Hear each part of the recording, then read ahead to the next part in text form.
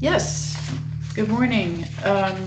Governor Michelle Lujan Grisham, Lieutenant Governor Howie Morales, Present. State Treasurer Laura Montoya. Good morning, President.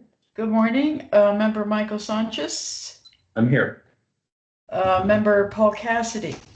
Present. Member Wendy Trevisani. Member Joseph Lujan. Present. You have a quorum.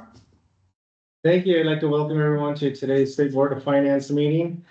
Just a reminder, if you are participating virtually, or if you're presenting here, to please state your name for the record.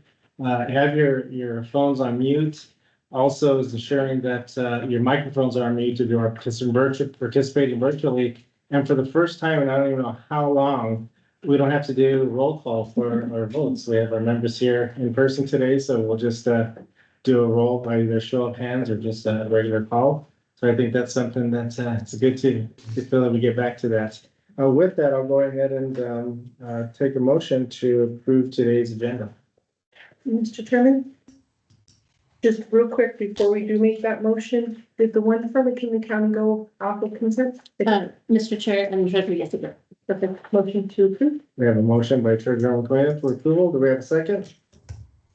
Second. Good. We have a second. All those in favor signify by saying aye. Aye. Those opposed, nay. The ayes have it. The agenda has been approved. We'll go on to item number 3. That's approval of minutes for September 17, 2024 regular meeting. Do I have a motion? So moved. We have a motion by Treasurer Montoya. Do we have a second? Second. A second. Thank you so much. We have a motion. We have a second. All those in favor signify by saying aye. Aye. Those opposed, nay. The ayes have it. The agenda has been approved. I'm sorry, the minutes have been approved. Now we'll go on to consent agenda items 4 to 16, and I'll turn it over to Ashley to guide us through those items. Yes, Mr. Chair and members, I will walk through the consent agenda items, reading them and the consideration amounts when appropriate. So we have several items submitted by the Higher Education Department on behalf of universities and higher ed institutes in the state. Beginning with item number 4, this item comes from the New Mexico School for the Blind and Visually Impaired. It's requesting approval of capital expenditures for its maintenance buildings, roof, and fencing project for $1.3 million. Item number 5 has been submitted by Western New Mexico University, requesting approval of capital expenditures for the renovation of the ground gym on their campus, and that's for $2 million. Item number 6 is from the University of New Mexico, requesting approval of revised capital expenditures for facility upgrade of Castetter Cage Wash. This is for $959,151. Item number 7 is the University of New Mexico, requesting approval of capital expenditures for restoration of the duck pond and surrounding area for $4 million. Item number 8 has been submitted by the University of New Mexico Health Sciences Center and Hospital, requesting approval of revised capital expenditures for code upgrades for the Caring Cup Cafe in the 3rd floor ambulatory care center for $448,500. Item number 9, also from UNMH and Health Sciences Center, is a request for approval of capital expenditures for the renovation of the Lamberton Building Outpatient Behavioral Health Center for $1 million. And item number 10, similarly from UNMH and Health Sciences Center, is a request for approval of capital expenditures totaling $1.2 million for replacement of the Lamberton Building roof. Item number 11 also is from the University of New Mexico Health Sciences Center and Hospital, requesting approval of revised capital expenditures for the Children's Psychiatric Center HVAC replacement for $3.6 million. Moving on to non-HUD items, item number 12 has been submitted by the Los Alamos Public Schools. Los Alamos Public Schools is requesting approval of the lease of real property located at 1990 Diamond Drive in Los Alamos, with Wendy Peterson doing business as house to home staging and redesign. This is for $15,050 per year, and approval contingent upon receipt of a fully executed lease agreement. Item number 13 is also from Los Alamos Public Schools, requesting approval of the lease of real property located at 1900 Diamond Drive in Los Alamos to High Flyers Gymnastics for $95,400 per year. Approval would be contingent upon the receipt of a fully executed lease agreement. Item number 14 has been submitted by Rio Arriba County. Rio Arriba County is requesting approval of the donation of real property That property is located at 72/74 State Road 514 in Los Ojos, to La Merced de los Pueblos de Tierra Amarilla land grant. There's no consideration on this since it is a donation between two public entities, and if approved, that approval would be contingent upon the directors and council's receipt and review of a fully executed donation agreement and a fully executed quitclaim deed. Item number 15 has been submitted by the New Mexico General Services Department.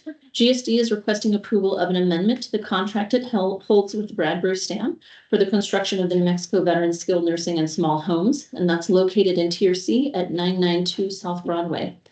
This would bring the full contract amount to $54,694,094.45, and approval is just contingent on the fully executed change order number 18.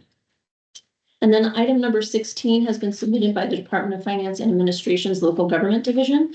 LGD is requesting approval of an amendment to the E911 program operating and capital budget for fiscal year 2025, which would bring the approved budget, if approved, up to $12,249,765.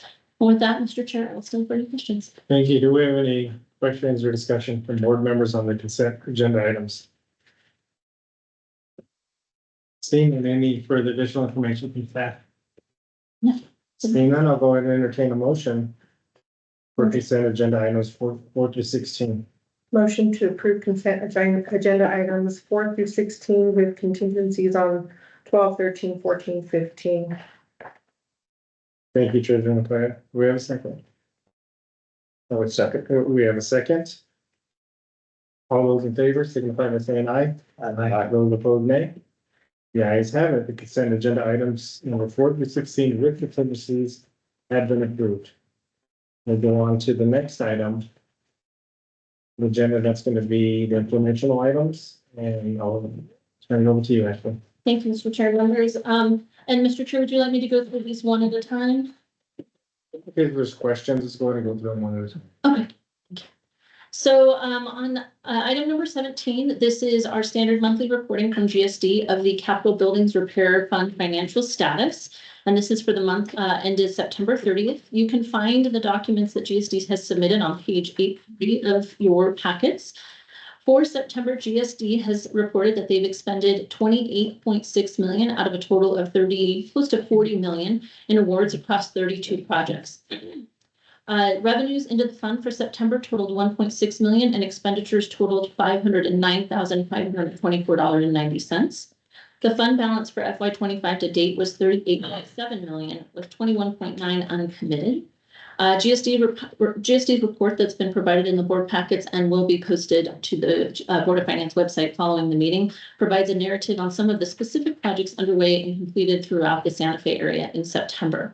And I would note that GSD has reported, and this is just a refresher, that they own and manage approximately 45% of all state buildings and land, which is about in excess of 806 buildings and land holdings statewide. This report comprises funds from an allocation of the land grant permanent fund, which is about 1.1%, and that's the revenues that go into the fund that GSD has to make repairs to buildings that it receives. With that, Mr. Chair, I stand for questions. Thank you for that, Ashley. Are there any questions on that informational item? Seeing no questions, we'll go on to the next one. All right. Mr. Chair and members, item number 18 is GSD's monthly report of the legislative capital projects financial status. This is also for the month ended September 30th, and this is on page 844 of your packets. For September, there was a total of $150.7 million expended out of a total $363.5 million in appropriations that GSD received for capital projects. GSD in the report that is in your books and will be posted to the website listed two major updates that they've provided. They've completed design of the forensic facility at the New Mexico Behavioral Health Institute campus, which we actually have the contract on the agenda today. We'll be hearing about a little later on. And then the DPS reality-based training facility design RFP has closed, so they should be going out to bid for that. Or they have gone out to bid for that. They should be awarding that soon. The design contract has been fully executed. Again, this report identifies all capital outlay projects overseen by GSD for which GSD received capital appropriations. With that, Mr. Chair, I'll stand for any questions. Thank you. Are there any questions on that informational item? Governor, the question with regard to CYFD. Mhm. Those are 4 or 5 items in red. Is there any color on that? I'd have to get back from, with Anna Silva at GSD, Deputy Secretary Silva, and get that, but for the CYFD building specifically, Mr. Chair. Yes. Thank you. Thank you. Any further questions? Seeing none? Ashley, we're going to the next item, please. Yes, Mr. Chair and members, I will give a very brief update on item number 19, so there was a lot of detail for this informational item. This is the State Treasurer's Office Investment Report for the month ended August 31st, 2024. It's on page 849 of your board packets. And I'm not going to go into any specifics because this report provides a variety of activity conducted by STO. This includes compliance reporting, general fund cash projections, investment portfolio summaries, state agency deposit balances, and a report on collateral on agency deposits at CDs. So there's a lot of information. The stick booklet is what we call it in your board packets, has those listed out in the table of contents. And with that, Mr. Chair, I'll stand for any questions. Thank you. Any questions from board members? Seeing none? All right, Mr. Chair, moving on to item number 20. This is the emergency balances reported as of today. So in our operating reserve fund, where we have a total of $4 million appropriated, we have a balance of $303,634,000. That reflects the award provided, the grant provided to the Village of Columbus last month of $366,000. And then our emergency water fund balance has remained unchanged from the original appropriation amount at $109,900. I'd also like to provide an update from last month when the city of Jal came forward for an emergency grant, and that item was tabled as they were pending additional information from conversations they've had with governor's staff. The city and DFA staff were able to connect, and it was determined that that emergency funding, the full amount that they needed, would be made available through the governor's emergency funding.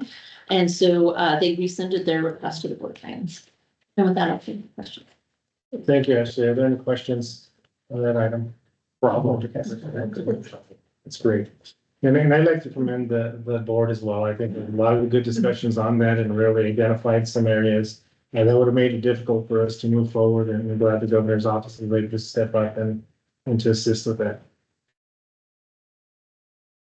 Ashley? Yes, so moving on to item number 21, this is our monthly reporting on the fiscal agent and custodial bank fees report. This is on page 960 of your board packets.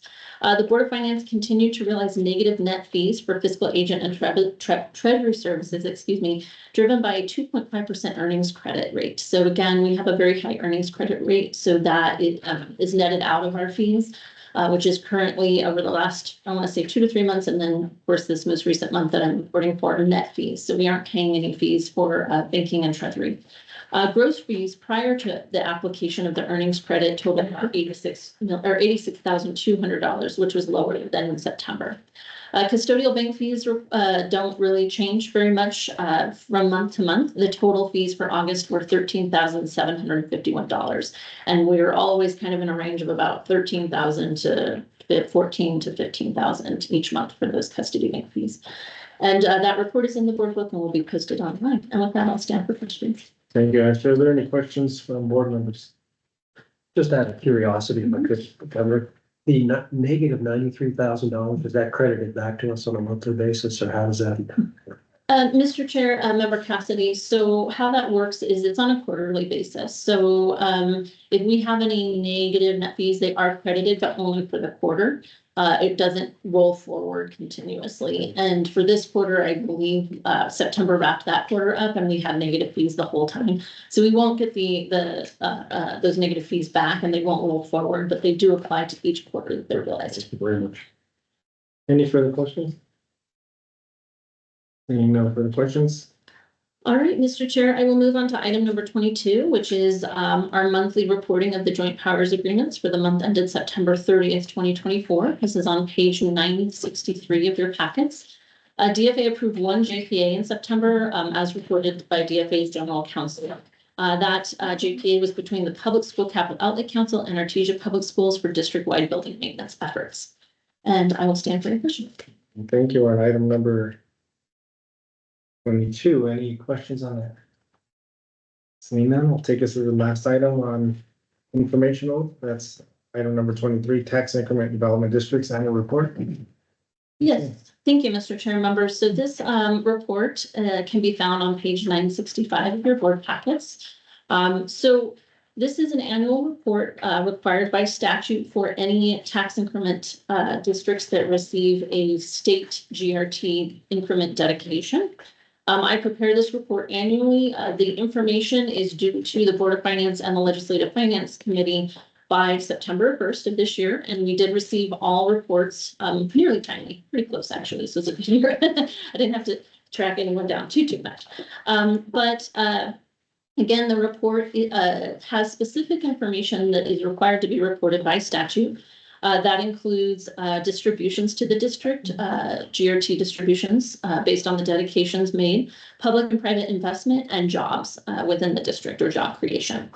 And I'm going to just highlight a few things in that report. The state's oldest TID is Mesa del Sol.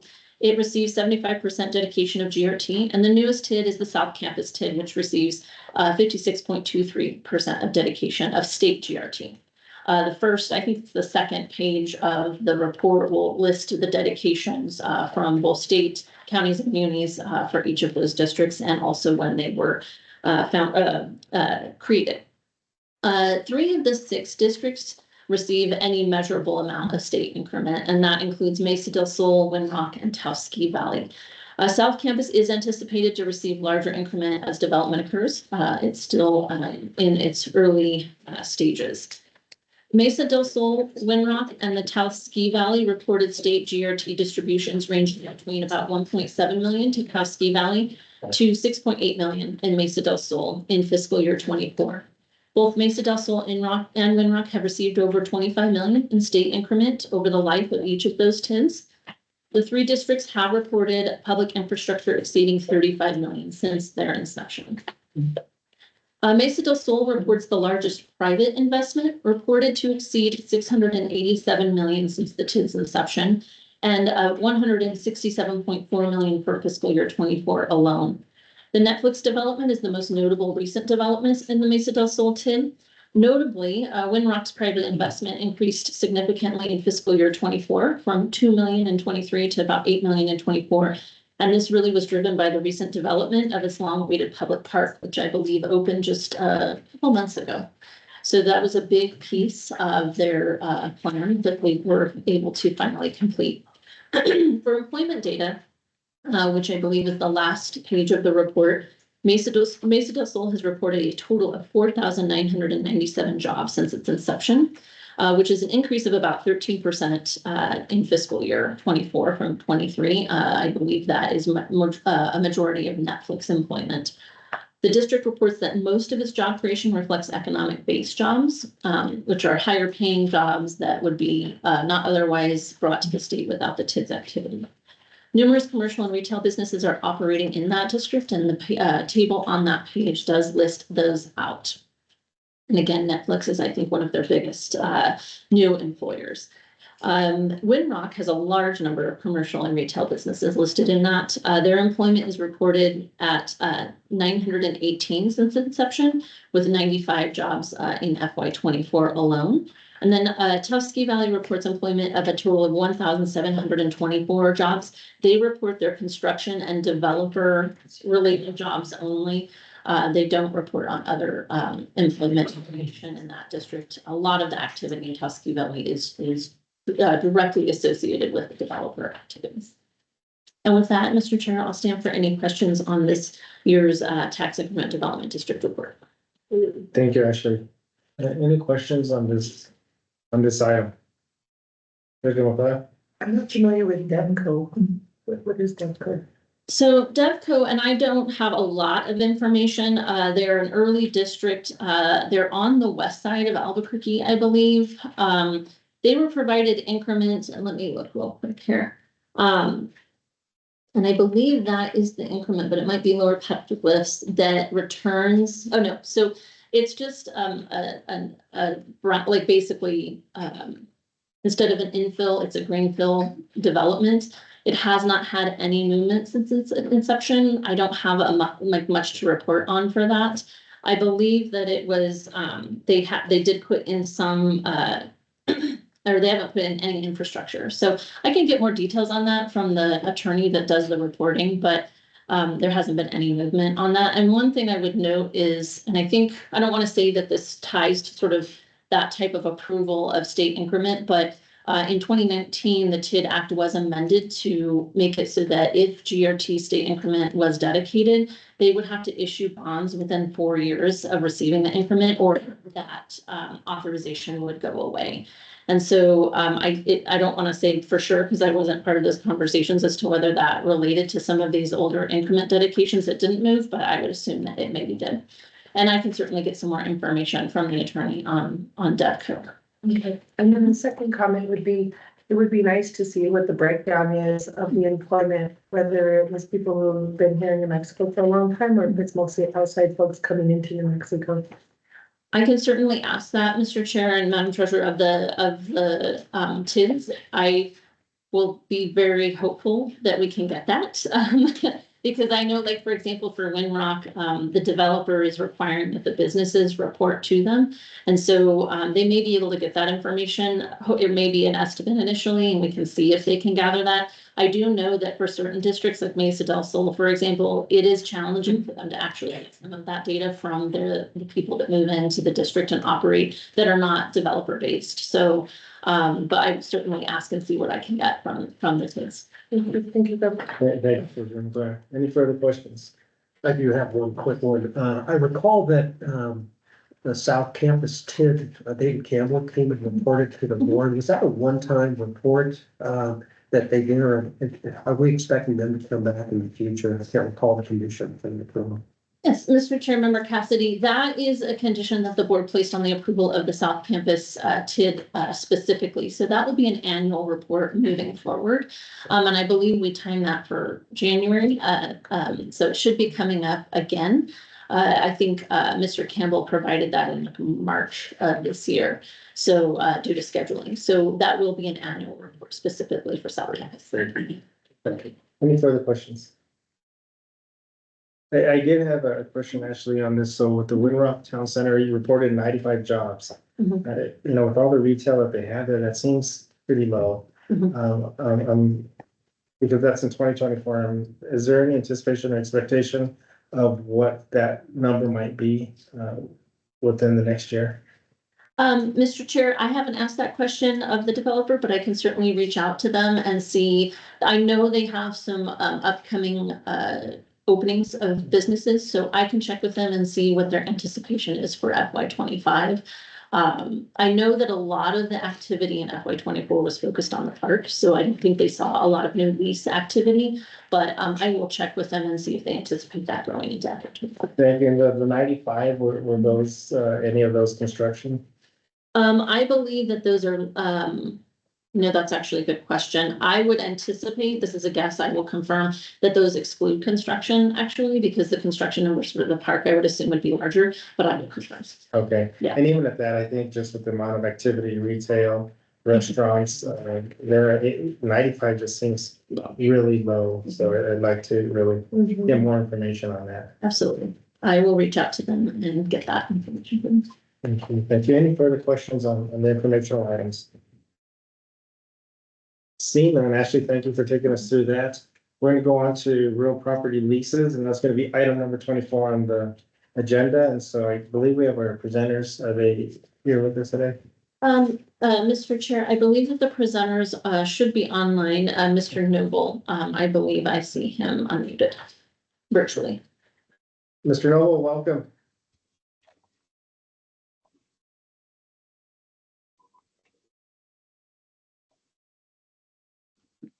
Good morning, everyone.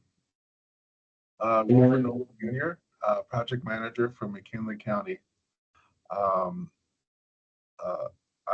am here to present the lease agreement between McKinley County and NCW-PCS MPL 30-year Sites Tower Holdings LLC. Want to thank everybody for hearing me out. Before diving to the specifics of the lease agreement, I'd like to provide some context and history to highlight the importance and relevance of this project.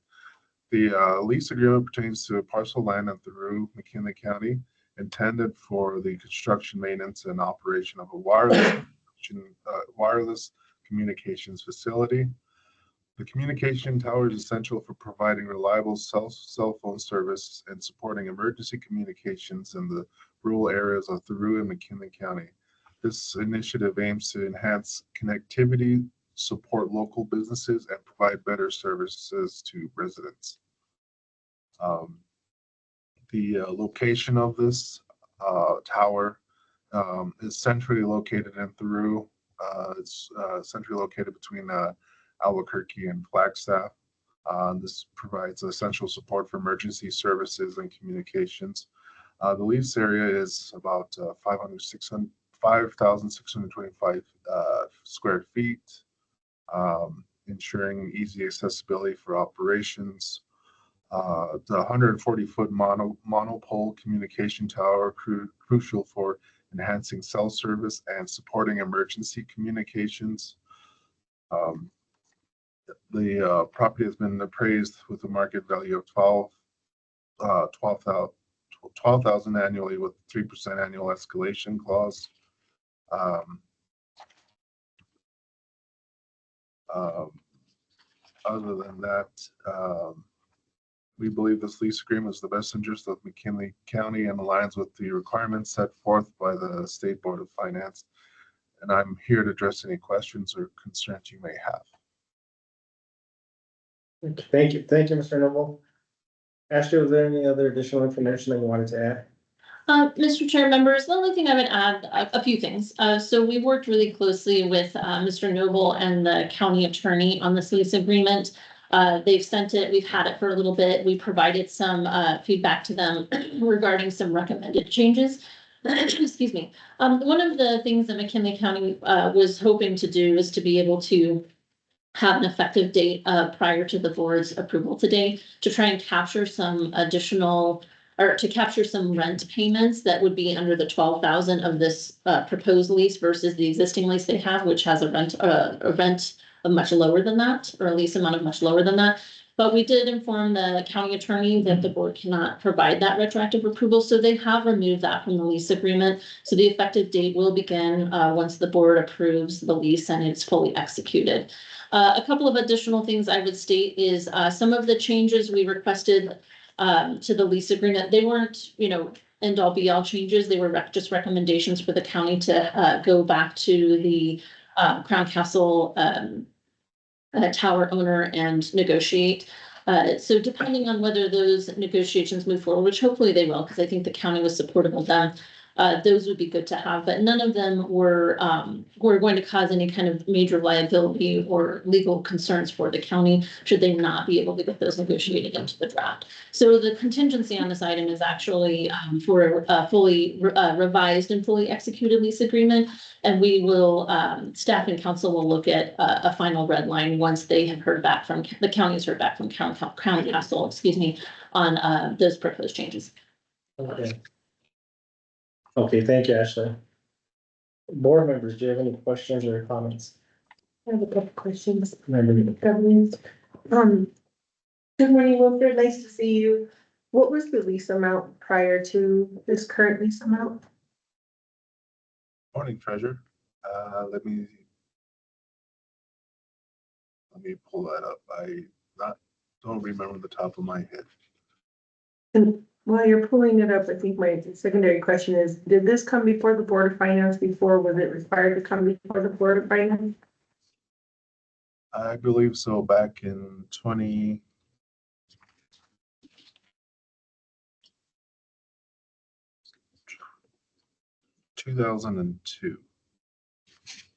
And Mr. Chair, if I may, Madam Treasurer, we don't have records of the 2002 lease coming forward for the board, so I think McKinley had identified that and made sure to bring this new lease forward. Did you find that number? No, I'm sorry.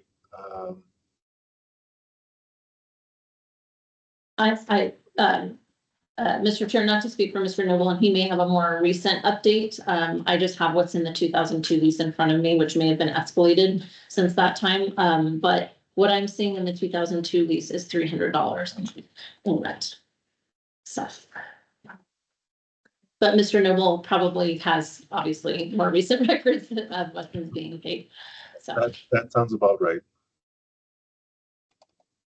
So to clarify, we don't have any documentation of you guys coming before us before, and you were only getting $300 a month of rent, which now with current times is $12,000 a month.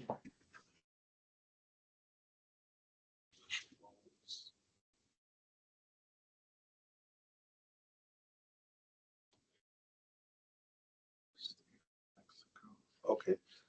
Yeah, it was $300 a month. And I'm sorry, what was your question again? Mr. Chairman, Mr. Governor, I wanted to just clarify that the previous one did not come before the Board of Finance, so we don't have a record of it, but you all agreed to $300 a month of rent, whereas right now it's $12,000 a month, so the disparity since that time frame is quite large. Does that sound fair? Yes.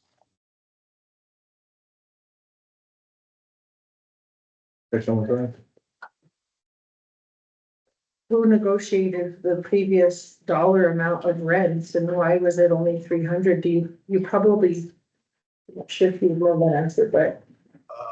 I apologize. I can't speak for the commissioners at that time in 2002. Maybe the possibility the market value may have been lower at that time.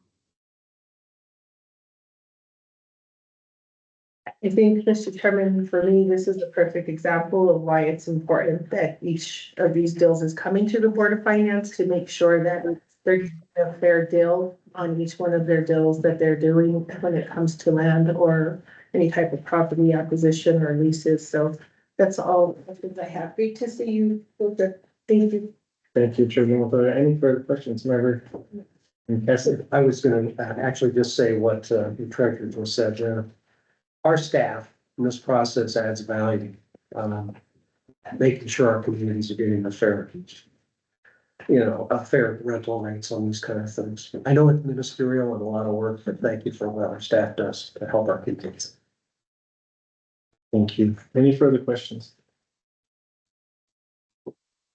Seeing no further questions, are there any other additional information from staff? Mr. Chairman, I would just recall that this does have a contingency on it, which is the receipt by the director and board council of a revised employee executed lease agreement. Okay, thank you for that reminder, Ashley. Mhm. With that, seeing no further discussion, do I have a motion for item number 24? Motion to approve item number 24 with the contingency upon directors and council's receipt and review of a revised and fully executed lease agreement.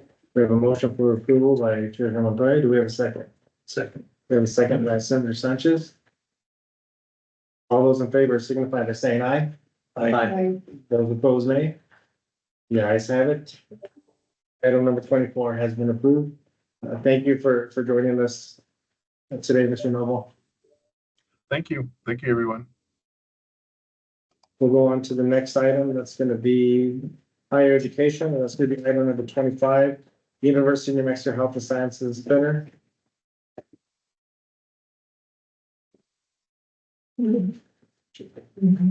Good morning, Governor. Good morning, members of the board. For the record, my name is Gerald Honey. I am the Chief of Staff CFO for the New Mexico Higher Education Department. Thank you so much for the opportunity to present for you all this morning.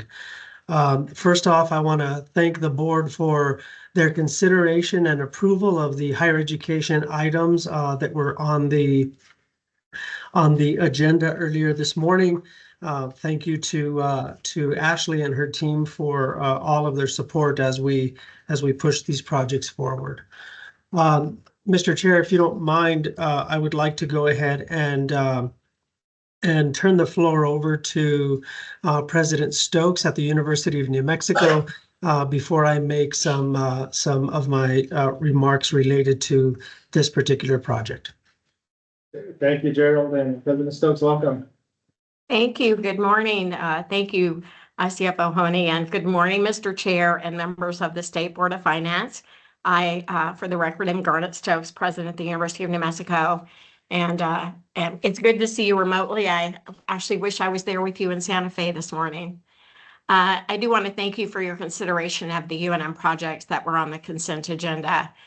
We continue to be grateful for the board's support, as well as the support and guidance of your staff and the team at HED. We appreciate the support of our ongoing efforts to improve our campus community, to improve our student learning environments, our clinical services, and the necessary infrastructural renewal that we deal with a lot. Today, we are seeking approval of our revised capital expenditures for Phase 3 construction of the critical care tower. The purpose of this project is to expand the hospital's adult intensive care and emergency departments. The tower will be the new home of the hospital's entire adult ICU, which will allow the department to expand from 72 to 96 beds. These beds will help serve patients with neurological, cardiothoracic, trauma, and acute medical conditions. The adult emergency department will fully move over to the new building, more than doubling the size with over 58,000 square feet compared to the current 27,000 square feet. The tower will be 9 levels and will have 684,000 square feet of space in total. The new tower will include space for the hospital's Native American Health Services team to expand its office and a meditation room, among other amenities.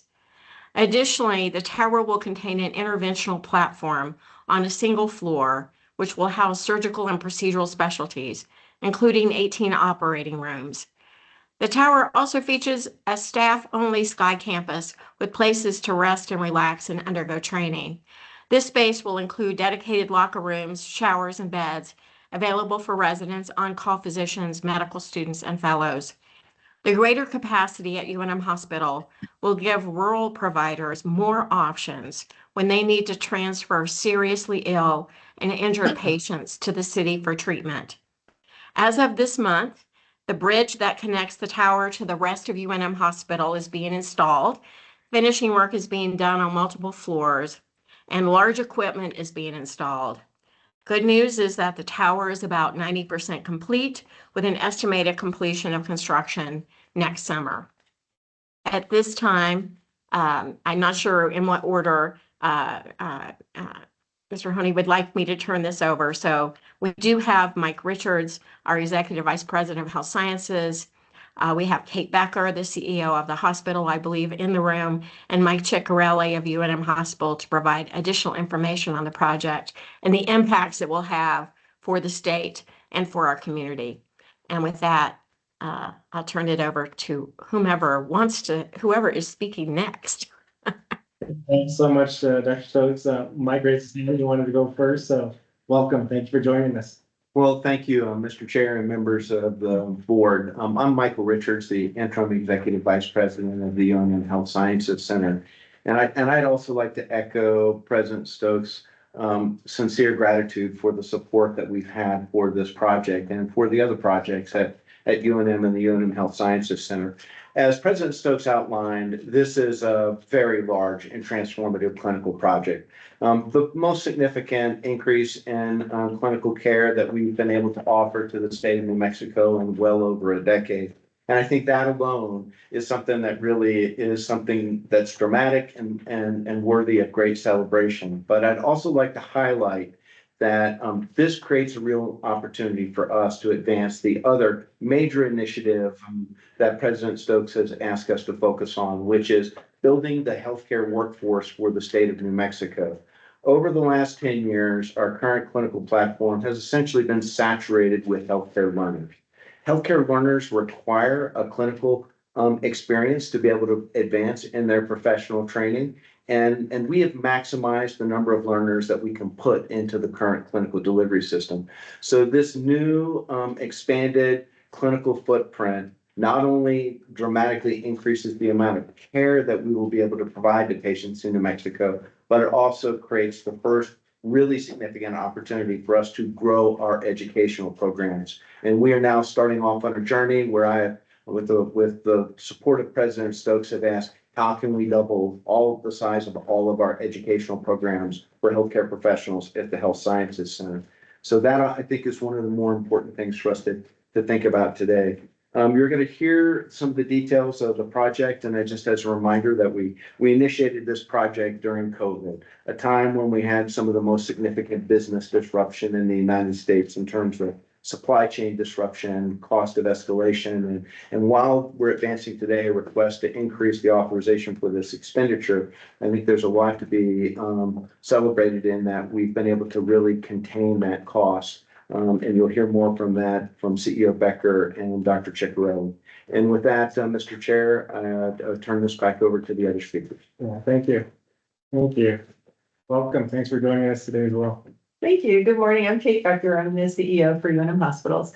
And Dr. Ciccarelli is going to give us a pretty extensive presentation and walk you through the slides. I just want to mention a couple of things. The first one, as Dr. Richards mentioned, is that we kicked off this project during COVID. So if we can kind of cast our minds back, we're really grateful to be able to bring this to you today for a revised timeline and revised cost approval. But as we think about sort of why we have increased cost and increased time, as you listen to Mike's presentation, I would think of it kind of in three buckets. The first one is we contracted for this project with 80% complete design documents, which is a pretty common practice in order to be able to move the project forward. So we did expect some flexibility in those numbers. The second one is we've had some errors and omissions with our architects, and you'll hear about that, and you'll hear a little bit about how we've mitigated that, including the fact that at the beginning of the project, we actually purchased excess insurance for that exact situation. So we do have a $10 million insurance policy that we have made a claim on that'll be moving forward. And then the third big bucket is coordination of medical equipment, because during COVID, it was a little tricky to get the vendors of the medical equipment to give us all the exact measurements that the architects needed to pass on to the engineers and the contractors. And so I really want to say thank you to the engineering team and the contracting team, especially Bradbury Sam, who's been super supportive in helping us figure out how to coordinate that work and mitigate those costs as much as possible. So Mike's going to walk you through it, and then happy to answer questions. Thank you. Thank you so much. Good morning, everyone. My name is Mike Ciccarelli. I serve as the Chief Operating Officer at the University of New Mexico Hospital. So in front of you, I've sent around our slide presentation. If we start with the second page of that slide, which talks about the why behind the tower. Now, it's been about 2 years since we presented last time to this committee and to this board, and provided an update. So I thought it would be a good idea to sort of walk back on why we started this tower to begin with. And, you heard Dr. Richard talk a little bit about our capacity over the course of the years, and the fact that we're running anywhere from 100% to up to 130% of capacity in our current hospital. So a couple of things on this. If you look to the graph, you'll see 3 lines there. The purple line is the national average of capacity in this country for hospitals. And that's the very bottom line there. It's sort of dark, hard to see, but it's the purple line at the bottom. The green line is the optimal occupancy that an organization would run for the best efficiency. So we expect to see hospitals at about 85%. And we actually look for that number to run efficiently, as efficiently as possible. And then the red line is our occupancy at the University of New Mexico Hospital. You can see we're well above both national and the desired 85% occupancy. So adding beds to our facility is extremely important and what's driving this project. If you go to the next slide, the project scope, everything on the left-hand side of the page are the care delivery platforms that we have. So you'll see we have 96 inpatient beds. Those will all be attributed to ICU care. We have an interventional platform that consists of operating rooms and all the perioperative services that go around operating space. And then we have some support areas such as imaging. You have to have CT scanners, X-ray machines, MRIs, et cetera, to support both the critical care and the adult emergency department, which is also moving over to the critical care tower. And the last item that's located on this slide up to the left side. Everything on the right-hand side are the supportive functions that you would expect to see in a hospital, things like laboratory, pharmacy, cafeterias, and these sorts of things. So that's the scope of the project as we have it today. The next slide, which is titled Partner Slide, just a quick reminder of our partners in this project. And so we have Architects Fannie Bar Tatum, which is a local company, and they're working with an international company called HDR, and they're out of Omaha, Nebraska. Our construction manager, risk CEO Becker mentioned Bradbury Stam is our local contractor, and they're paired up with AECom Hunt, which is based out of Indianapolis. We're working with their Phoenix office. And then our program manager is Broadus and Associates, and they're based out of Austin, Texas. The program manager really is responsible for the day-to-day operations and making sure that our team and the construction team are getting things done in a timely manner. The next slide discusses the phasing. And the phasing on this project is a little more complicated than most because we had 3 phases in this project. The first was really enabling work. So we had to do some site work and we had to straighten Yale Boulevard. The road had a roundabout in it and we had to straighten that space out. So that was phase 1. Phase 2 is the parking garage that you can see sort of in the foreground of the picture on the right-hand side there. That is a 1,400 bay parking garage that we added to serve the hospital tower, the critical care tower. And then, of course, phase 3 is the critical care tower itself. The next slide discusses the project financing. And we have a nice breakdown here of the different types of financing based on the phase. So the parking garage is paid for through cash reserves. We did receive a state capital appropriation of $30 million, and we thank you for that. UNMH Capital Initiatives contributed $200+ million. And then, of course, we have a HUD insured mortgage at $320 million. The next slide documents the project budget by phase. You can see the breakdown in the phases, and this is the original amount that we presented to this board nearly 4 years ago. So you can see that the total amount of that was $537 million just over.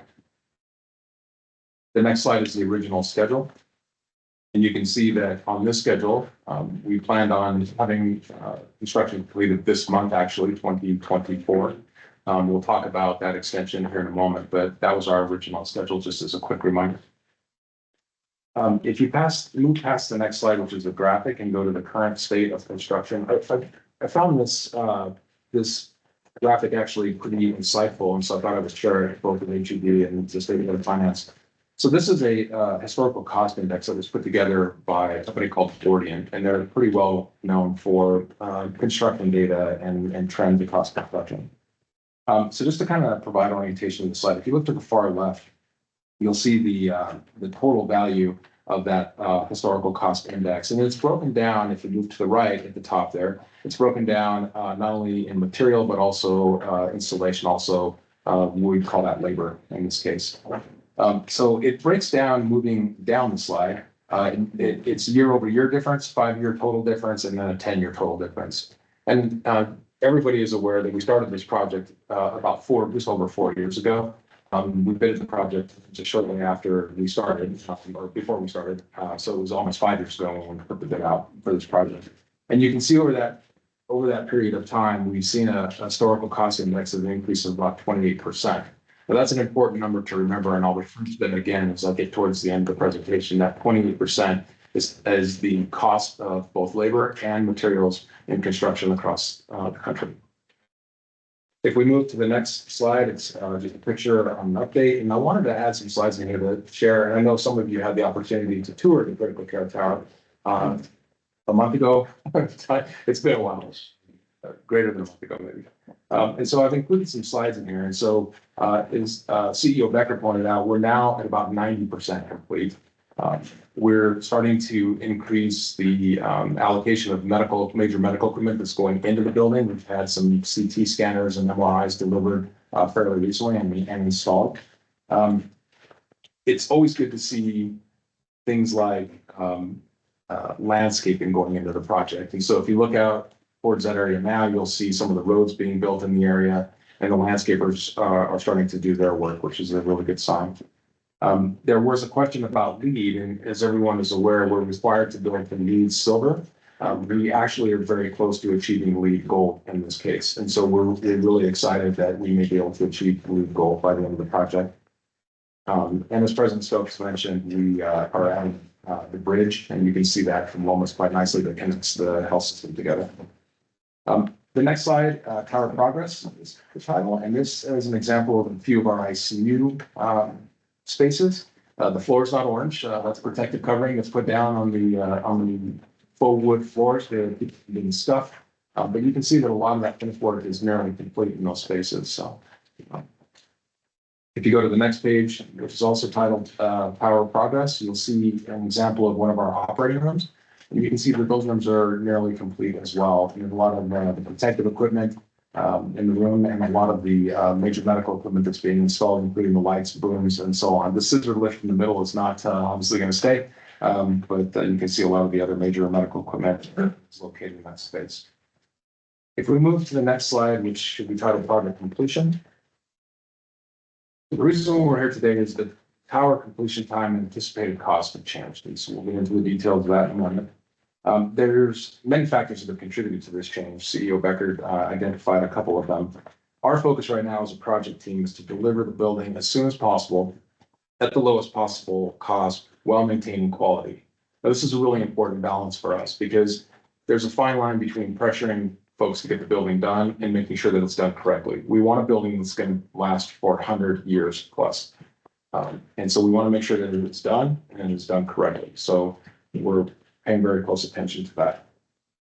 To talk about some of the related factors, the cost and labor, the cost of materials and labor certainly has gone up. And I think everybody is acutely aware of that. Just, in our own homes, buying things to replace a sink, for example, the price of that has gone up dramatically over the last 5 years. The owner team coordination of the major medical equipment. So I'll explain this a little bit more in detail. So major medical equipment are things like MRIs and CT scanners, for example.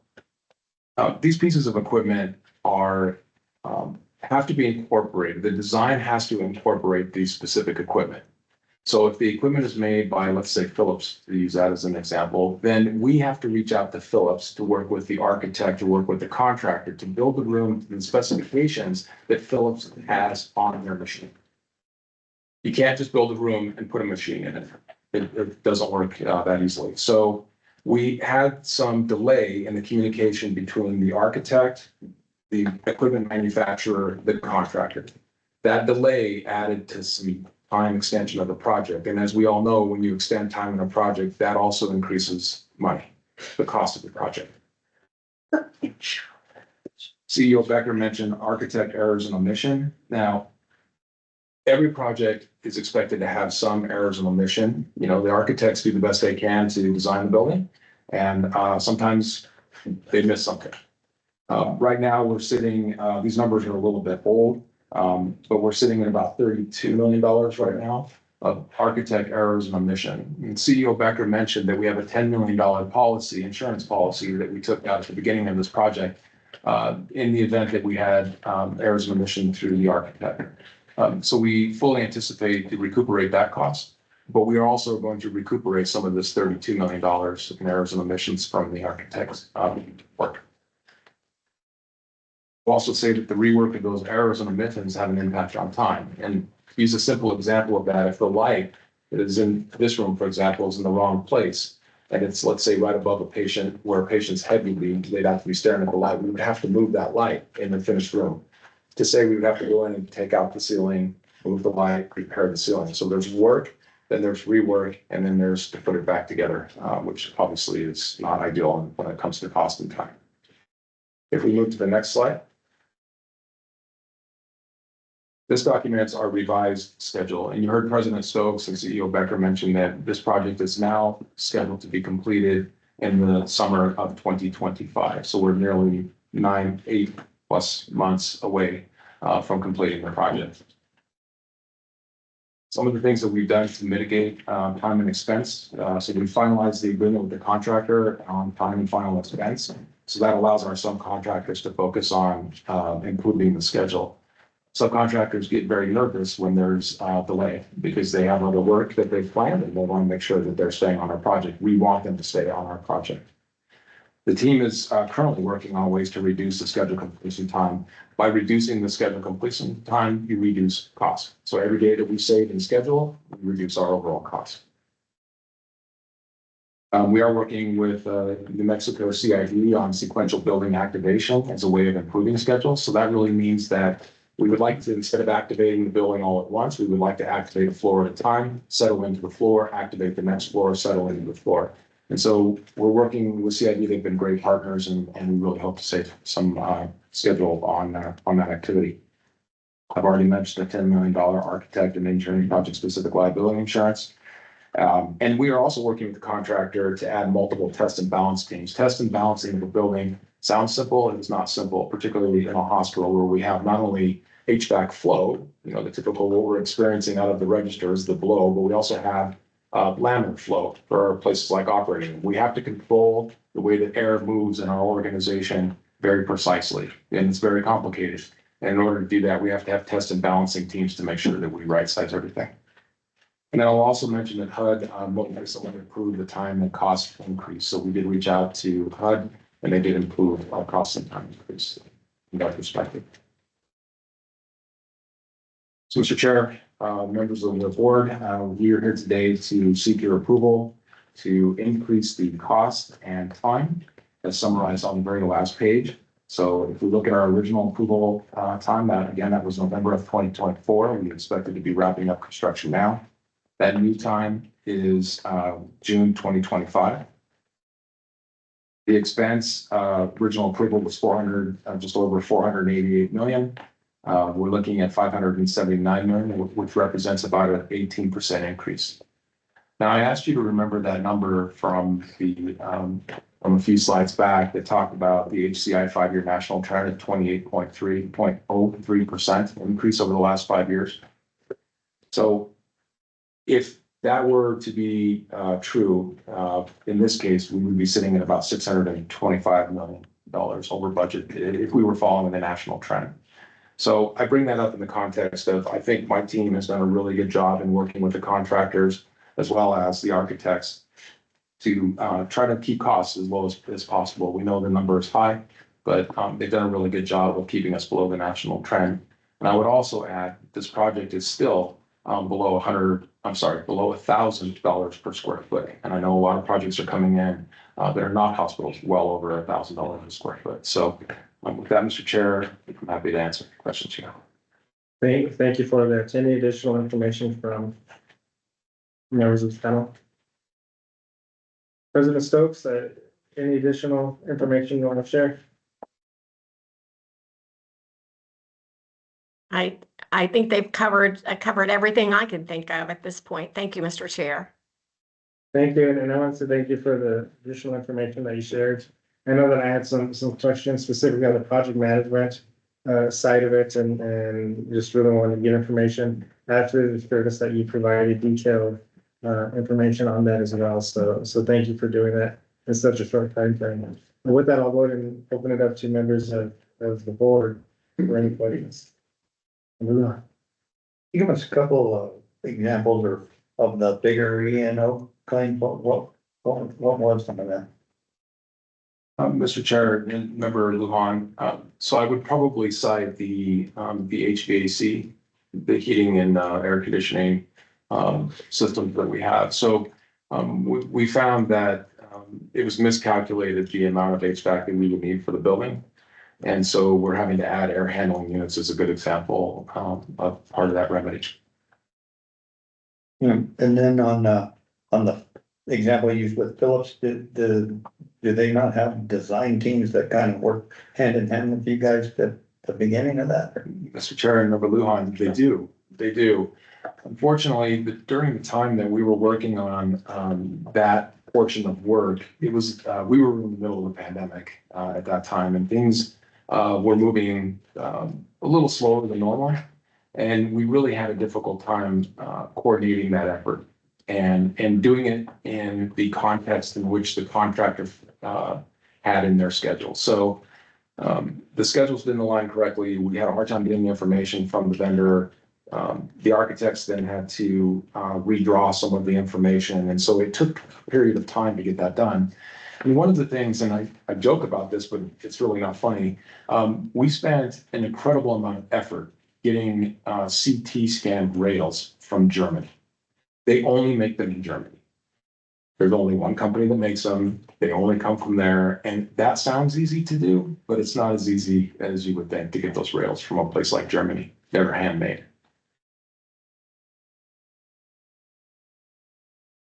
Additional questions? Thank you. Thank you. Thank you. Chair Gilmore. Hi, great to see you all. So a couple of questions. I'll state where he's at on the errors on the mission. you used the number 32 million, but the number in your presentation was showing 22,764,975. And 975,000. So where's the difference of that other 10 million? Mr. Chair and Treasurer Montoya, that is a very good question. This presentation is the same presentation that we presented to the Hospital Board of Trustees, the Board of Regents, HED, and now here. Since the time we started that progression, which is 4 months, or so, the number has gone up to the 32 million. The 32 million is the most recent number as of last week, or maybe the week before. It was last week. Yes, sir. And that's primarily HVAC revisions. So, Mr. Chairman, on the HVAC, how much of 32 million is HVAC related? Yeah, I'm not sure, Mr. Chair and Treasurer Marta, I'm not sure I can answer that clearly. Okay, I can certainly provide you a number after we can get that number for you. I mean, Director, I would like to see the breakdown of the 32 million on there. And then the other number that didn't match up for me is the numbers on our paperwork for the approval are a little different from what is on your project financing page. So the parking garage or cash reserve says 116 million, but we have on our paperwork 178. Let's see there. And then the UNMH capital initiatives, you have a different number than what we have. And then the HUD insurance would be the only number that's coincided. So I was just wondering what the difference. Mr. Chair, Treasurer Montoya, so the example I tried to provide in those were what we had approved the first time that we presented to the State Board of Finance. Okay, and then with comparing apples to apples, I'm pretty confident that when you had the 488 million, you also added in a percentage for errors, for timeliness, and for other items. So that wouldn't necessarily directly coincide with the 20% that you're factoring in. But at what you're looking at, 32 million is quite a bit on errors and omissions. I'm just curious, does the cost of that include also the labor extended out the extra year? It's all inclusive. Yes, ma'am. And on the architect, did that person, when they RFP'd, did they have experience working with hospitals? Because it is very uniquely different. Yes, ma'am, they did. And so they're an international firm that is known for doing hospitals and construction or design of hospitals. In fact, they're working on a project right now for the University of San Francisco. That is a $4 billion project hospital. And Governor, do you guys have the staffing that's adequate for once the building is built? Oh, thank you for that question. No, you, and then, Mr. Chair and Treasurer Montoya, we actually have a staffing plan because we know this will be opening next summer. So trying to hit that sweet spot between hiring people right now, but not necessarily having any place for them versus scrambling to hire them in June. So our HR department actually has a staffing plan built out over time so that we should be fully staffed at the time that it opens. and then, I'm just curious, with the cash on hand this entire time, are you investing it? Who's investing it? Do you have an investment advisor? Where does the money go during the time you're not utilizing it? Thank you for that question. So the hospital keeps a large amount of operating cash on hand, and that's part of our covenant with HUD. HUD does require us to maintain a certain amount of operating cash. Any investments of the hospitals are actually invested through UNM. So UNM has an investment committee, and the UNM hospital CFO sits on the UNM investment committee. But we're really conservative for the hospital's investments, so those are only in CDs. So there's not an aggressive investment of the hospital's funding, because we have things like this that we end up needing to pay for. So Chairman, I would say I'd like to talk to you offsite, because right now, with the way interest rates are, CDs is not the most proactive way that you can make money off of your money. And yet it still provide for the liquidity that you need. I know rates have dropped a little bit, but it's still a lot more significant than just potentially CDs. I wanted to make a couple of other comments. One of them not related to the issue, so I'll wait till all questions are asked of that for President Stokes. But I just unfortunately had an experience with having to be at the hospital recently because my mother broke her hip. And we moved to UNM SRMC. And it was the most amazing experience for a horrible experience to have to go through. She was very well taken care of. She was able to stand up the next day after her surgery. Dr. Cream is one of the best orthopedic surgeons, I think, in the country. And I'm not saying that of opinion, I believe it really is true factually. And now she's walking without a cane and it hasn't even been a month. So when you have to be put in these circumstances where you do need services, it is important to have the space, the availability for them to be able to get into that hospital instead of one that doesn't even have pillows or blankets. And for them to have the best care possible. And it was from the therapists to the nurses to the doctors to the aftercare that they were provided. And having that experience personally made me feel a lot more confident about the money we're putting towards our medical professionals and being able to have them in the state for our people to be able to attend to. So I just wanted to say personally, thank you for that, because my mom is my number one person in my life, and for her to be able to have that type of healthcare was really important for me. That, you know, could be a life or death circumstance for some people, and type of care was just above beyond. So thank you, Chairman. Thank you, Treasurer. Member Cassidy. Thank you, Governor, and thank you for the presentation today. Also, thank you for the tour. I hope to go, Kate Becker and Mike gave us a great tour. We learned a lot at the hospital and what you're doing and what you've had to do to get it to where it is today. And one of the things that you mentioned was the need to hire, was it 3,500 staff members? Or was that the wrong number? And 350 doctors, it's kind of what my takeaway was. I didn't have a notepad with me. But, you know, there's a lot of folks to hire. And just comment on why UNM can attract doctors here and why others like for-profits and nonprofits are having challenging times to do that. I learned a lot, and I'll save the message for you. But also, President Stokes, it might be helpful to hear, UNM has a 2040 plan, how healthcare fits into the 2040 plan, because planning for the long term is kind of what I always look for, and I know you've already done it. So, thank you, Member Cassidy and Chairman Ross. Actually, I'm going to start with the staffing and then turn it over to Dr. Richards, and then he'll turn it over to President Stokes. So, and we need about 700 new staff for the new tower to open. We do expect then to be backfilling space in the existing space. So over the next 2 years after that, we'll be adding more staff. So it's over about a 5-year period that we're talking about that large expansion. But with regard to hiring physicians, actually, Dr. Richards is the person to talk about the expansion of the workforce. So Mr. Chair and Member Cassidy, so when we've as part of our conversation around growing the healthcare workforce for New Mexico, this project is absolutely foundational. And it's the beginning of the growing of the clinical platform. As we've talked about, we have to have that clinical platform, not just for care, as we've just kind of heard how important it is, but it's also the place where we train the healthcare professionals. So some of the numbers that you've been referring to, Member Cassidy, really look at where we believe we will be over a 10-year period. When we look at the growth of this tower, where we will go with the next phase of opportunities in this tower, continuing to grow out Sandoval Regional Medical Center. When we look out over this 10-year horizon, we do believe that we'll be able to add about 350 new physicians to the UNM health system. We're also looking to be able to add between 200 and 250 more residents and fellows into the UNM health system over this 10-year period. You specifically asked about our ability to recruit.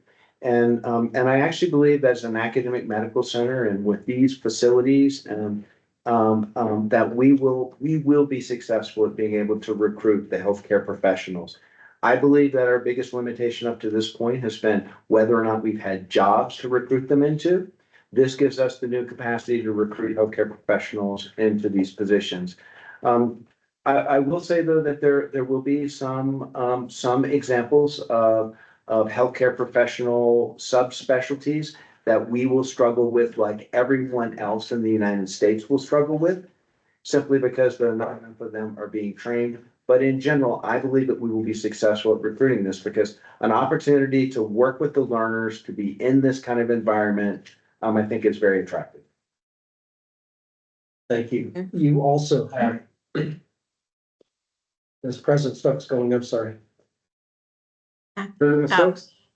Mr. Chair, Member Cassidy, I was just going to respond to the tail end of your last question, which said something about 2040 and the extent to which all of this is consistent with that. And I will say that, our 2040 opportunity to find, kind of plan or pathway to the future very much involves the fact that our university has an academic health center, a health system.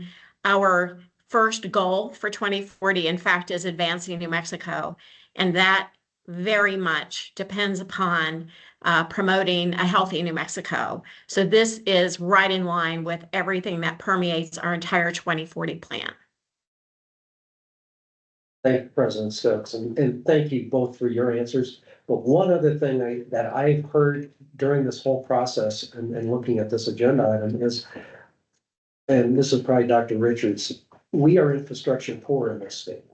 And would you just mind sharing your thoughts on that and what we need to really serve the residents of the state of New Mexico in the future?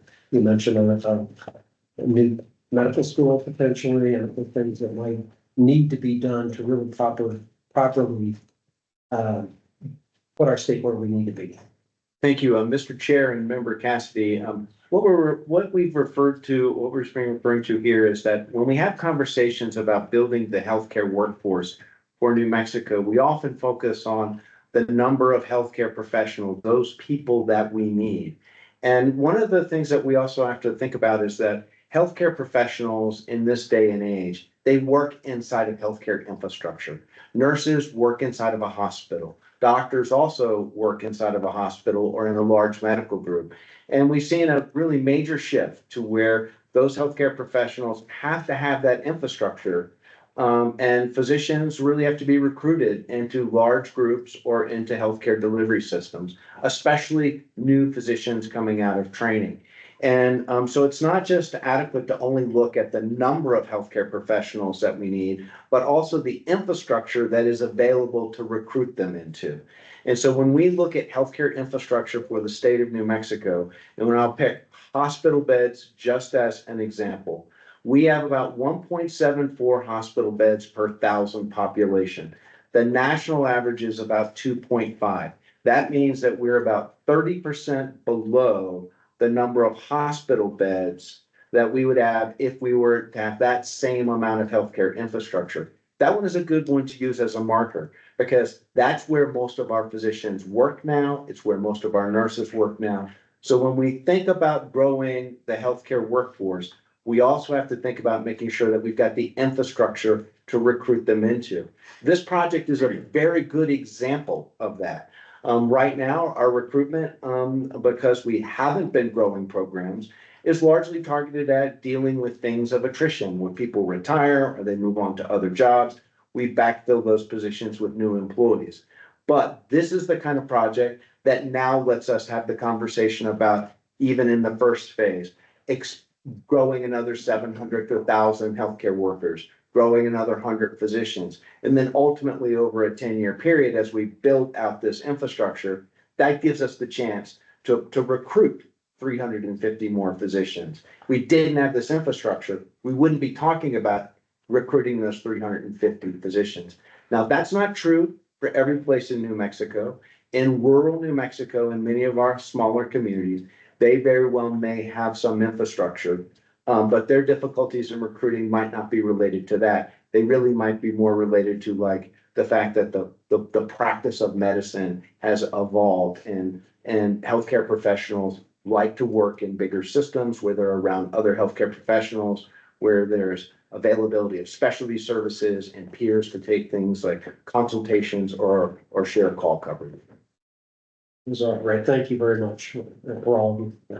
Thank you, Member Cassidy. We have Senator Sanchez and Member Hahn. Senator Sanchez. Just real quickly talking about healthcare providers. First of all, we limit the number of medical students in the state, correct?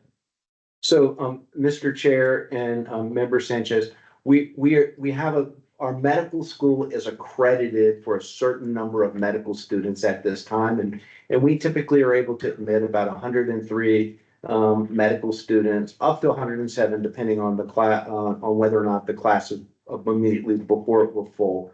But that's limited to the accreditation of the current medical school program.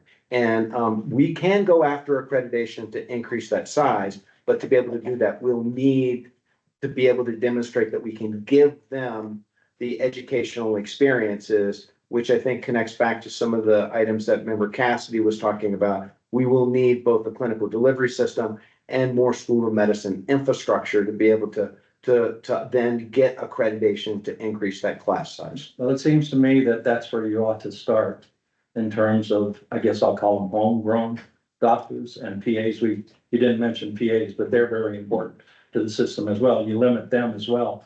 And if it's an accreditation issue, then I think that that's where you ought to start so that we can get more rather than having to recruit from out of state.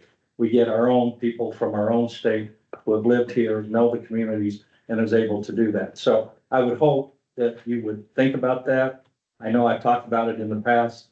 I know President Stokes knows what I'm talking about because I've talked to her several times about that same issue when she's been here. So I think that's very important and something that should not be ignored because of accreditation. I think that's what should be your priority, understanding the complexities of it all. It just seems to me that that should be the right thing to do and the best thing to do for New Mexico. Secondly, in terms of the hospital, I think you said this new building is going to last for 100 years. You want it to last for 100 years? Yes, sir. We always build things, but we don't build them with room for expansion. This building is their room for expansion as time goes by and more people, more doctors, all of the things that are necessary so that we can have that wonderful healthcare that Ms. Montoya was talking about. Mr. Chair and Member Sanchez, yes, is a short answer. The top 2 floors of the tower are empty. They're shell space. And so the idea is as we continue to grow, we'll go back and fill those in to make them inpatient beds as well. So that'll add another 96 beds to that tower. We saw the opportunity at the time to make that expansion, and we thought it was a good idea, and it'll prove to be a good idea. I'm confident of that. Thank you. Mr. Chairman, again, just my last comment to you, Doctor, and I really mean this and I'm very sincere about this. We seem to ignore what we have available to us here. For some strange reason, it's not just the University of New Mexico, it's all our higher institutions. They seem to ignore what we really have here and what is possible here with the people that we have here. The good, solid people that have gone through our educational system and end up in our universities. And we ignore them. I shouldn't say we purposely ignore them, but it seems to me, looking at it from the outside, we ignore that fact. And we're always looking outside to bring people in when we have some of the most qualified, some of the best people in the country here in New Mexico. We just simply try to. Well, I'll give you an example. Years ago, there was an individual from Belen who had an excellent academic career in high school, was recruited by all kinds of schools outside of the state of New Mexico. New Mexico refused to try to recruit that person, went on to become a very successful individual now. But again, I keep emphasizing to our universities, please don't ignore what we have in this state. Whatever it takes, whatever we have to do, let's utilize what we have here instead of having to always go out of state to provide services to the people of the state. So that's my last comment. So, Mr. Chair and Member Sanchez, maybe I could, if you would allow an update on where we are directly related to the issues that Member Sanchez has brought up. So, Member Sanchez, sir, I am in 100% agreement with you. It is imperative on us to give healthcare career opportunities to our high school students and all across the state of New Mexico. And so as an update, you have heard us kind of talk about President Stokes has given us a charge to make the top priority of the University of New Mexico growing the healthcare workforce for the state of New Mexico. That is not something new for us, growing a workforce. That is what we do as an educational institution. But the fundamental question has been, what more can we do at this moment to be able to increase the number of healthcare professionals that we are putting into the work environment in our state? And so a lot of that is driven by the great support that we have received from the legislature and the governor to be able to grow things like our nursing program or our College of Population Health. But this project that we're talking about right now represents one of the greatest and most exciting opportunities to be able to do exactly what you're asking us to do. Growing this clinical delivery system now allows us to be able to grow those essential education programs, especially the ones attached to the UNM School of Medicine.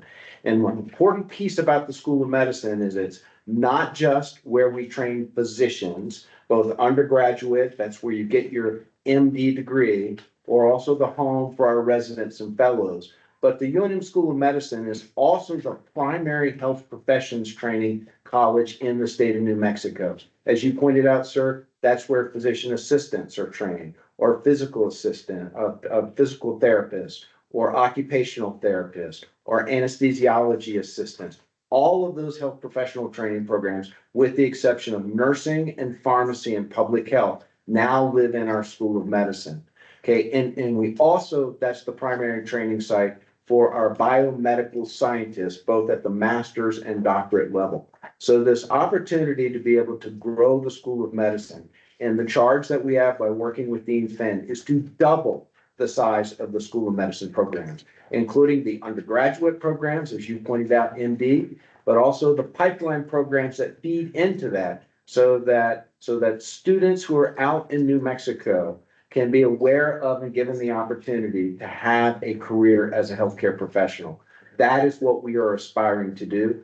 At this moment, we're completing a business plan for the School of Medicine that looks at what the implications are for doubling the size of the school and all of those associated programs, testing that this new physical plant and the growing of the faculty will actually support that it will allow us to get the appropriate accreditations, and then to be able to show what that fiscal impact will be in terms of economic development for the state of New Mexico, but maybe even also what additional support would be needed. That business plan is coming to completion. We have just started an RFP for a design to say, how do we take that business plan, then translate it into what size facility do we need for the School of Medicine, taking into account that the current facility is at end of life. We want to double the size of the program. You've heard about all of the major clinical growth. How do we bring all of those factors together to then determine what the size of a building needs to be to support these educational programs, so that hopefully by this legislative session, we would then be able to have a conversation about a design appropriation to ultimately start building that infrastructure by fiscal year 26. But, Mr. Chairman, Governor, but to me, that's backwards. I mean, you're talking about having the facilities to have these people there. What about getting the people ready to go before those buildings, so that then maybe they can be recruited somewhere else as well? I'm sorry, I've heard this song and dance before, and I don't mean to belittle you in any way, shape, or form, believe me. It's just, we've heard this time and time again. And we just haven't done anything about it. When's the last time the medical school increased, or PAs, or nurses? We need them to do it now, not later on, not wait for the building to be built so that they can house the people. Let's get them trained, let's get the numbers so that we can have the results. That's what I'm talking about. It just seems to me backwards, and maybe I am backwards. And maybe the way I'm thinking about it is backwards, but I don't see you doing what you're telling me. You're waiting till something is built before you can get the medical school. It doesn't make sense to me. And again, maybe it's just me, maybe I'm just not understanding it. But as a legislator, I saw promises made, promises not kept. Promises made, promises not kept. We continue to give the money. We continue to do what you guys asked us to do, because you need it. We understand all of that for the services. But if we don't have the people to provide those services, the doctors, the PAs, the nurses, even the janitorial staff is important. But it's just backwards to me, and I just don't understand that concept. And maybe I'm just dumb to this issue or don't understand it completely, but it just doesn't make sense to me. And again, when you make the promises, keep the promises. If it's gonna happen, how can it happen if you don't increase the medical school or increase the numbers of PAs or for nurses? How does it happen? It just doesn't make sense. And again, I apologize if I'm getting a little wrong on this subject, but it just is bothering the heck out of me since I was a legislator to the time I've been on this board, to see that everybody asks for something and they say, well, it'll happen sooner or later, happen sooner or later. Well, make it happen. Instead of just saying it's gonna happen if we have this, this, or this. It's gotta happen now, and it's gotta happen sooner than later. Well, Sanchez. well, thank you, Mr. Chair and Member Sanchez. I absolutely appreciate the frustration that you're expressing about how long it's taken us to grow some of these educational programs. And what I hear you asking is, how do we do this today and not wait for a new building? And we are in fact working on how we can start to increase these educational programs today. We've already started doing it in nursing. We're now looking at growing things like, for example, a brand new anesthesia assistant program. We've increased the class size for our PA program. I don't want to imply that we won't be able to do anything until we get new infrastructure, but for the undergraduate medical training programs, new infrastructure will in fact be one of the critical steps. But I hear you very clearly that we need to do more today, not just wait. And I'd like to also offer up that maybe we could sit down and we could walk through some of the growth plans that we have within all of the programs for the School of Medicine and colleges to kind of show you what we believe will be occurring as we continue to build infrastructure. I appreciate that. Thank you. Thank you, Mr. Chairman. Governor. Thank you, Senator Sanchez. Member Lahar. My question is somewhat similar. Out of the 700 needed staff, how many of those jobs do you think will come out of New Mexicans? You have a feel for that at all? Well, thank you for that question. I would actually say a couple of things. The first one is we think that pretty much all of them will come from New Mexicans because those are jobs like nursing, radiology tech, respiratory therapist, occupational therapist. And the hospital works with UNM very closely. A couple of concrete examples, the nursing school has actually nearly doubled in size over the past 5 years. They've particularly expanded their accelerated BSN program, which are folks who have a degree in something else and then decide, oh, I think I'll go back to nursing school. And so they can more quickly achieve that bachelor's in nursing science, and we are the training site for them.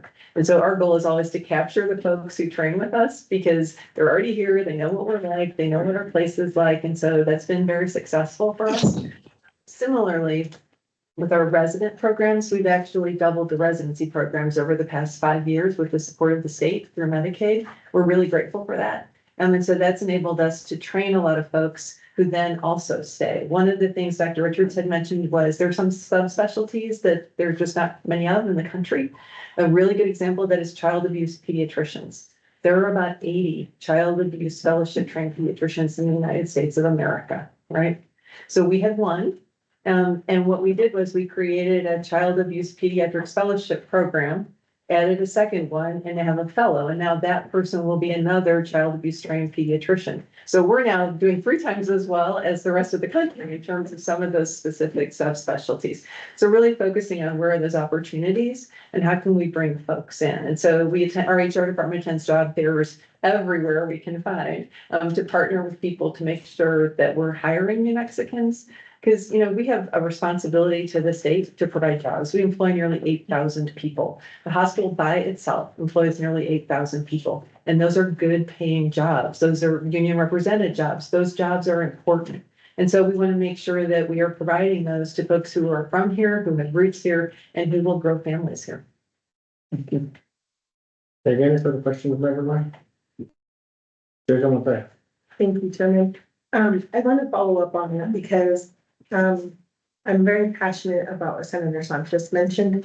I think especially coming from the rural areas, that there's a lot of missed opportunity for a lot of amazing people who love our state and love our people and want to work here and live here, but sometimes unfortunately, we don't know the greatness of what's in our own backyard, and other people from other states are the ones that see it sometimes. So out of the 8,000 employees, I think for me, you probably don't have this data today, but I would like to see, for example, on the number of accreditation, you said it's about 103.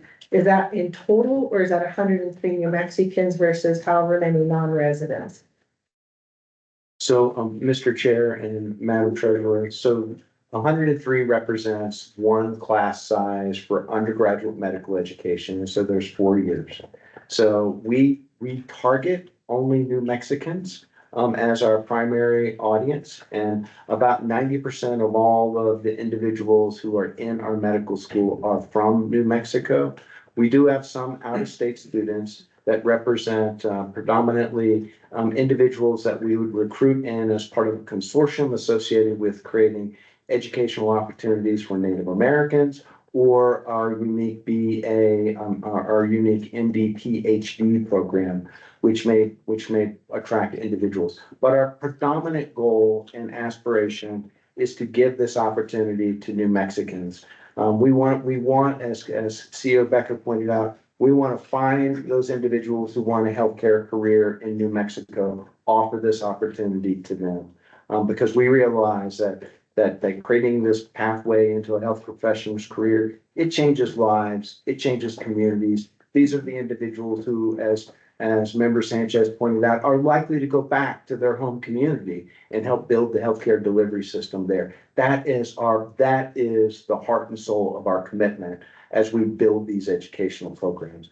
So as we double this, what we hope to be doing is doubling the opportunity for New Mexicans to have this chance. So, Mr. Chairman, I think for me, it would be, I'm a numbers person, so it would be helpful for me to see what the breakdown is of doctors, PAs, nursing, clinical therapists, and even CFOs or finance people. And this is also for President Stokes, because somehow I think we're not utilizing as much as we can, or all working together to be supportive of the idea of what we need versus what we're teaching versus what we need in the workforce. And I think sometimes there's that disconnect. I'll give you an example. 20 years ago, nursing was a big one. And all of a sudden, legislature put a lot of money into nursing so that we could have enough nurses here. And now you're saying it's double. We're still in dire need. Looking at what the needs are and then how we can sustain that through education and then keeping them here is really important to me. So if we can get the breakdown, I think the whole board would appreciate seeing those numbers and how we can be supportive of that initiative. The accreditation and being able to increase that number for New Mexico students, I think would be very impactful. You know, going back to when Senator Sanchez was a while back and I was a college student, we were pushing the lottery scholarship, was his bill. Now they're at a point where the legislature and the governor have put in free education. So utilizing all of that to allow every child to have the opportunity in Mexico to be able to go to UNM or any other school, to stay in our community and pay property taxes and have a good paying job, I think would be critical. And I don't want to have that as a missed opportunity. And that takes me to a point outside of this, but a little bit to you, President Stokes. This also goes to who we're hiring. Sometimes we have a lot of people in New Mexico who have this skill set. Right now you have an athletic director position open. I know there's a very good qualified New Mexican, and I hope he's taken seriously, because I would hate for him to have to go outside of the state.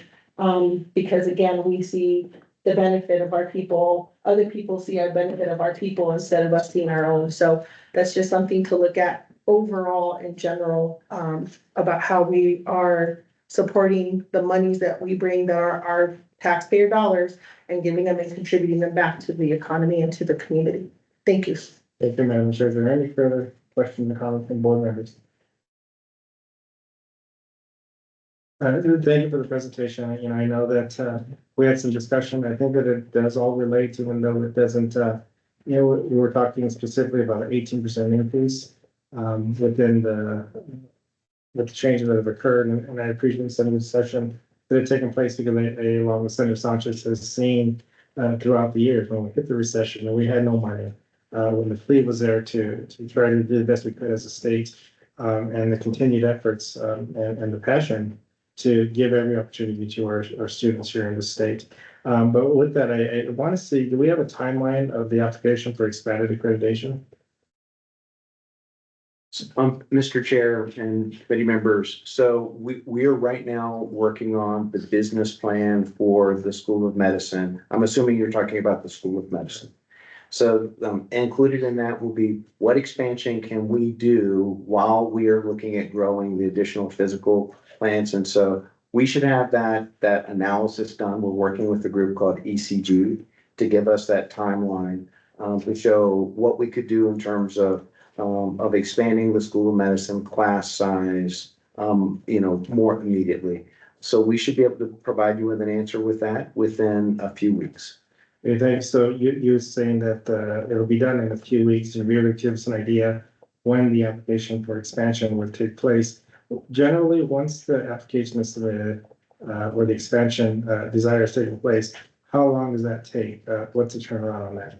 So, Mr. Chair, so let me clarify that a little bit. So the School of Medicine can do small incremental changes within its current accreditation. So we're about ready to enter into a new accreditation cycle. We're doing our self-study right now. So our full accreditation will occur in the winter of 26, January, February of 26 for accreditation. What we're working on right now is asking the question, we're currently admitting 103 students. Between now and when we have the opportunity to really significantly increase the class size, can we add, 2 or 4 or whatever the number of additional students might be? We are typically allowed to increase the complement of a School of Medicine class size within 10% without having to get a reaccreditation. But what we're hoping to do in this accreditation cycle is to be able to lay out the plan for doubling the size of the School of Medicine over this 10-year period. And it wouldn't all start with just an immediate doubling of the class size. It would incrementally occur over this 10-year period. Thank you for that update. Ashley, I'd like to ask that before the legislative session begins, that we do get an update, because it sounds like you would have some updated information to be able to share with the board. So I would request that we can have that as an agenda item to do that. You also mentioned Sandoval, and I appreciate the update that you gave as far as the ratification of the contract that had taken place. And I watched that really closely. And the reason I bring this up is because when we talk about the pipeline, when we talk about the need for doctors, the professionals there, I always believe you have one hand in the present, one hand in the future. And when we're looking to see how we can expand that, bringing more people into the pipeline, not to forget those employees who are already working, already there, who are already committed, who are already New Mexicans doing that. And even though I don't want to get involved in the middle of the negotiations or what had taken place with the contract, I personally felt that more could have been done, should have been done in that way, but also just keeping in mind that I do watch this closely, because when we have an 18% increase on big dollar amount projects, and we can't move forward with meeting the needs of those that are currently with us in the system, I just want to make sure to point that out. And thank you for the updates.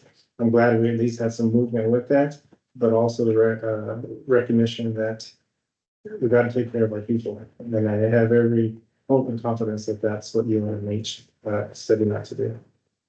Thank you, sir. Any additional information from staff? Mr. Chairman, thank you.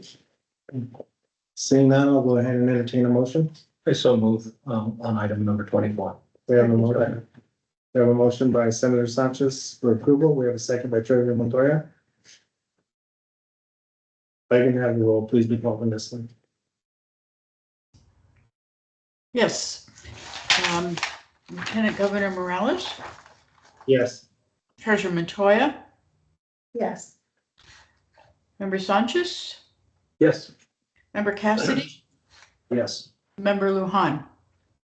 Yes. Motion passes. Thank you, and thank you for the presentation again. Thank you, sir. Thank you. We'll go on to item number 26. President Stokes, thank you as well. Thank you. We'll go on to item number 26. We're still under higher education capital expenditures. And we have Eastern New Mexico University. Gerald, are you still with us? You are, Gerald? Good morning, Governor. Yes, I am. Thank you so much for the lively conversation. Appreciate it. The Higher Education Department is pleased to present this next project along with representatives from Eastern New Mexico University. You know, this particular request is a request for approval of to construct a new 25,304 gross square foot student academic services facility. This facility will include student support services such as admissions, financial aid, advising, counseling, testing centers, and student affairs on the campus of Eastern in Portales. The design of this project is being done to support a centralized student atmosphere, which creates a one-stop shop for student support services, both in person and for virtual meetings or virtual engagement. It's important to note that this facility will replace the existing facility where some of these services are housed, which is the current SAS building, which was built in 1948, originally as the Campus Union building, and then was reconfigured in order to support these services. The cost of this facility is $34.7 million, and it's being funded with $9 million of the 2022 Higher Education GEO Bond, $12 million of the 2024 General Fund, and $13.7 million of ENMU reserve funding. I'll now turn it over to representatives from Eastern to provide more details on the project. Thank you, Gerald. Do we know who's here presenting for Eastern? Thank you, Mr. Honey. Mr. Chairman, this is James Johnston. I'm Chancellor for the ENMU system. I also have with me Mr. Tony Major, our system CFO. There you are. Thank you. Good to see you. Look forward to the presentation. Please proceed. Thank you, Mr. Chairman and members of the board. As Mr. Honey presented, this is an academic support building. It is designed to facilitate and support our continued growing student population. We've seen growth in our overall student population, both residential and online, for 3 consecutive years. And the programming and the support through this building allows us to meet our students where they are.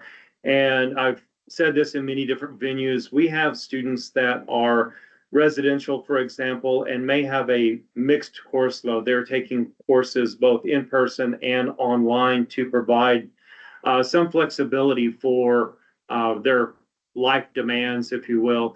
A building like this, designed specifically to provide that kind of support, is what's important for us today. Providing that, again, that flexibility and modern design. Also, as Mr. Honey pointed out, that the current building started out as our Campus Union building, I believe in the 1940s, and we continue to look at that. It's still a serviceable building, so we will look at what its next life may be once this new building, should it be approved, is constructed and ready for occupancy. But we are now at this point site ready to begin construction as soon as we would receive approval. And if I may turn over to Mr. Major for any details he may want to add. Thank you, Chancellor Johnson, Chairman, member of the committee. The only other comments I'll add is that we are ready to start construction on this. We have Bradbury Stam as our CMAR. They have gone through the initial round of estimates and bidding with their subcontractors. They're looking at coming in at the construction cost. And so as soon as we receive approval, we're ready to execute the contracts, expect groundbreaking within the next few weeks, and about a 16-month construction period. It'll be done in spring of 26. And with that, we'll stand for questions. Thank you both. Always good to see you guys. If there's no further information on the presentation, Gerald, if you're ready, we can go on to questions from the board. Thank you, Governor. Nothing more on our side. Thank you. Do we have any questions or comments from members of the board? Seeing none, staff, we have additional information? No. Okay, seeing no questions, no discussion, I'll entertain a motion. Chair, I would move approval of this item. I have no questions. Thank you. We have a motion for approval. Second. We have a second by member Lohan. All those in favor signify by saying aye. Aye. Aye. Those opposed, nay. The ayes have it. The motion has been approved. Thank you again. Thanks for the presentation. Thank you. Thank you. Thank you. Thank you. We'll go on to the next item. That's gonna be our general service department, and we'll bring up Anna Silva. Thank you, Anna, as secretary of most secretaries. Good to see you, Secretary. Are you on this one too, Secretary? Yeah. After. Okay. Good to see you both. Go ahead and you do that. Good morning, Mr. Chair, members of the board. We're here today requesting approval of a contract with James Contractor in the amount of $84,085,421.84. And I apologize, my name is Anna Silva. I'm the Deputy Cabinet Secretary for the General Services Department. Just so used to being here, I forgot to introduce myself. However, I do have a very important guest. This is Cabinet Secretary Patrick Allen. And I will go and turn it over to him so we can discuss a little bit about the facility and the programmatic requirements of the facility, just give you a little bit of information about it. Great, thanks very much. That's Patrick Allen, Secretary of the Department of Health. I know this is a project you've heard about before, and so I won't go into a huge amount of detail, but the forensic unit at BHI was built in 1972. Keeping score at home, that was 3 years before One Flew Over the Cuckoo's Nest was released. And it was really designed and constructed in a time when it was really built as a correctional facility. If you've been there, you know, if you've not had a chance to be there, the environment in that facility is nothing less than shocking. Doors with iron bars on them, staff areas that are essentially catwalks to be able to look down on patients receiving treatment. It was built the way it was built, but it was not built really to be what we would think of as a modern therapeutic environment today. We've been on sort of a series of extensions from the Joint Commission, which is the accreditation agency for these kinds of facilities that basically are holding fire on the promise of our replacing this facility with a modern treatment facility, which is the project that you have. The biggest issue is that the cost of the project has gone up significantly since our initial estimates, and that's part of the phasing and part of the dollars. I'm sure Ann will speak to that. And the obvious question is, well, you know, what happened? Why is the number going up? We had the same basic question, and we went out and looked around our sister agencies in other states that run state psychiatric hospitals and found that the number that we're looking at today is, if anything, actually a little bit on the low side of what other facilities in states like Texas, 2 facilities, New Hampshire, Washington, that are building large correctional oriented state psychiatric facilities are spending about $2 million, actually a little bit over on average, $2 million per bed in the facility. Square footage is a little tough in a facility like this because they're so unique and specific to their local community and design that really that per bed cost is the issue. And what we find particularly in a facility like this is we talk in terms of beds, but you're not just providing a place for someone to sleep and be in a secure environment. You're providing all of the living space in terms of recreation and food service and those kinds of things. Most importantly, you're providing comprehensive treatment space because it is a healthcare facility and not a correctional facility. Back to my initial point. And so you need all of the different modalities of advanced psychiatric treatment. That includes not just time with a psychiatrist or other behavioral health provider, but occupational therapy, often physical therapy, group treatment, those kinds of things. And so the things that go with the space for someone to live can be really extensive and are what really drive the cost of the facility. With that, I think that's kind of a general overview. I'm not super familiar with how familiar you all are with the projects. Maybe I'll turn it back to Anna to talk a little bit more about the numbers and then see if there are questions about it. Thanks, Secretary Allen. Thank you, Mr. Chair. So this contract that's before you is for phase one. This, construction is for the exterior of the building, roughly 10 beds and, to include HVAC and the infrastructure. We will be coming back, next year, depending on how much we receive from this next legislative request for $120 million to complete the construction of phase two. But this initial request is for phase one, for James Corporation for, roughly $84 million. And if I could just add to that, just to be clear, sometimes with a phasing plan, you kind of think, well, you do phase one and then you can decide whether you need to do phase two or not. That's not this project. This project envisions full completion of multiple phases to be able to get to the 90 beds that the project represents. We can't stop partway through and decide we're not gonna, proceed with later phases. I think from a practical operational standpoint. Happy to answer questions. Thank you. Any additional information? Yes, We'll go ahead, Senator Sanchez. No, I was just, I thought. You had some questions. I do. Member Cassidy, yeah. I'm gonna jump in. I'm good. I've been watching this facility, Anna, thank you very much, and, Mr. Spector, thank you for being here. Been watching this for many years since I'm from that area. I'm just curious, staffing, I think it's 110 beds you plan to build, right, ultimately? 90. No, 90 total, okay.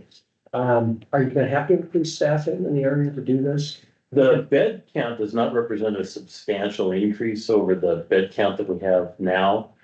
So we would not need to do a major expansion of staff. We are challenged to staff the facilities we have in Las Vegas now, given the size of the community and the size of our facility.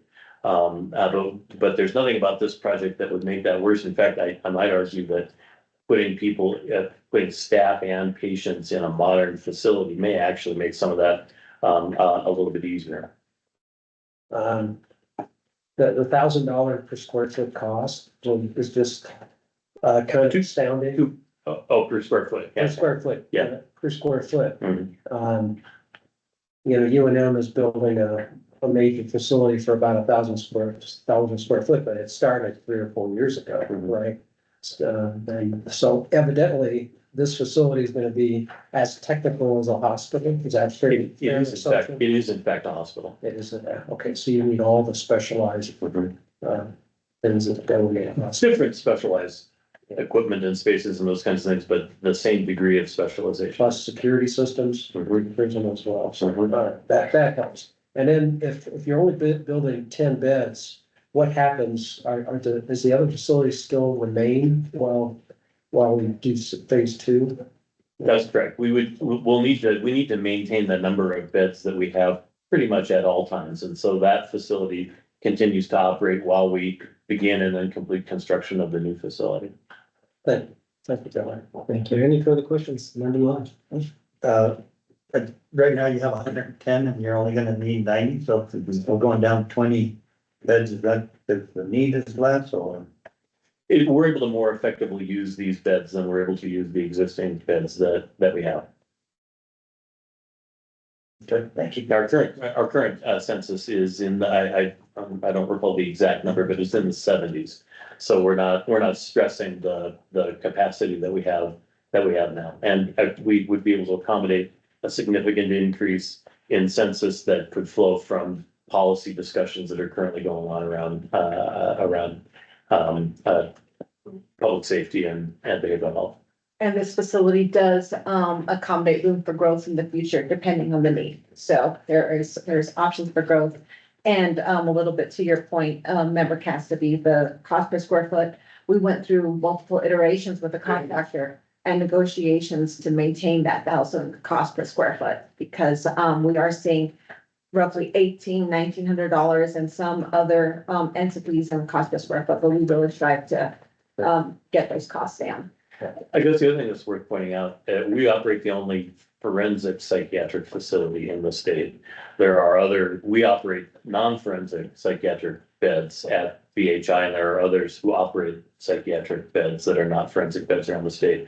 And it's worth keeping in mind that when somebody lands in one of those forensic beds, that kind of represents ultimately the failure of all the rest of the system, that they couldn't get that psychiatric placement until they committed a crime. And so really part of what we need to focus on in addition to our forensic capacity is the rest of the capacity in the system and how effectively we use that and how effectively we get people into inpatient facilities when they need them, how effectively we provide outpatient treatment, those kinds of things. So thinking of a whole continuum of service.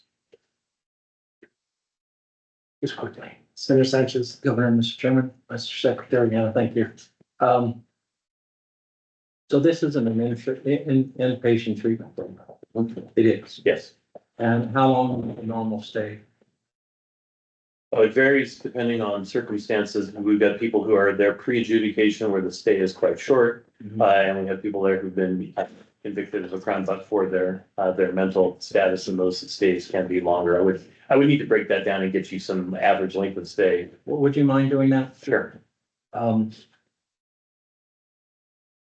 Just off the top of your head, what is the average stay? Well, for the forensic population, it would be well under a month stay to be restored to have their underlying competency addressed and then sent back to their jurisdiction. I don't want to try to guess on the longer term population. Thank you, Mr. Chairman. Thank you. Appreciate the answers.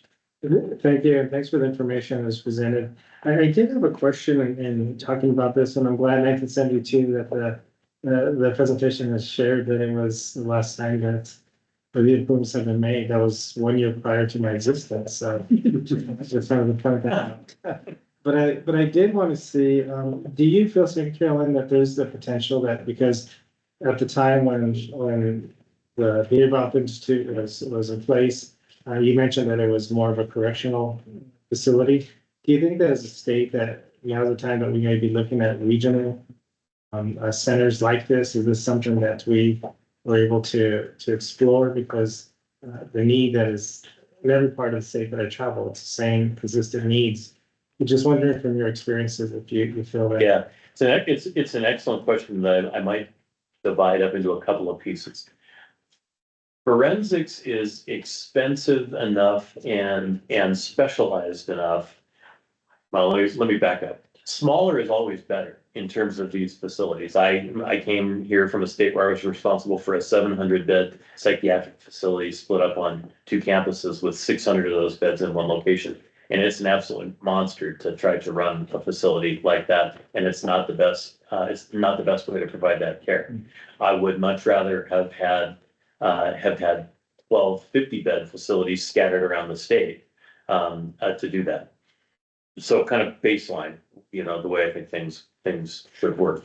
Forensics is awfully specialized and may not lend itself to being able to be effectively done that way. But if you think about the adult psychiatric population, we already do have some capacity in different parts of the state.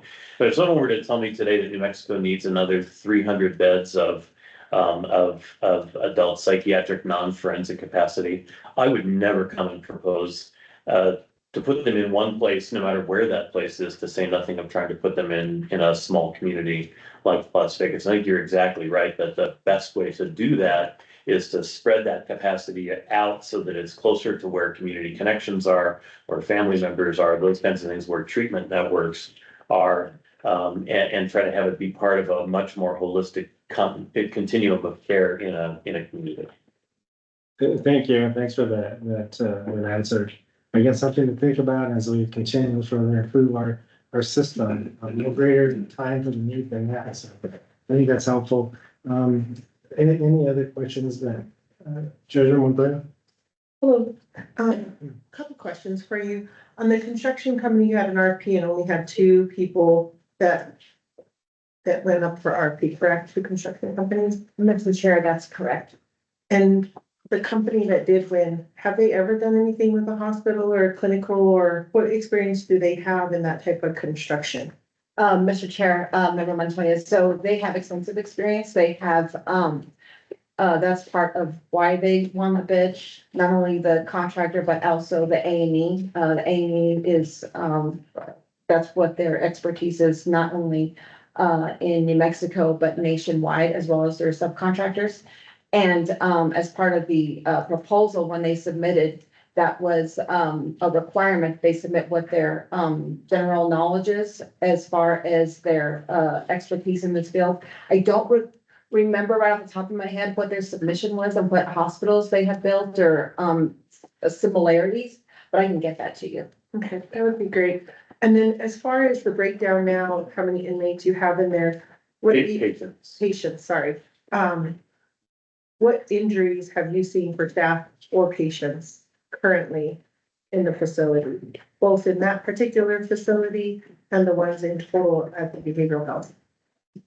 So I can give you some very rough numbers that include what you're asking for, but are probably not quite as specific as that.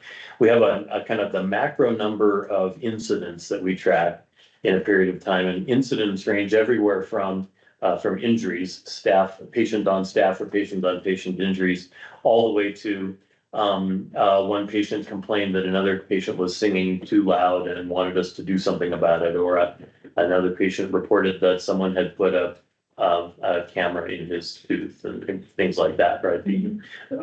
Collect all of that from an incident standpoint. We have somewhere between 350 and 375 incidents. We had that many in the past year.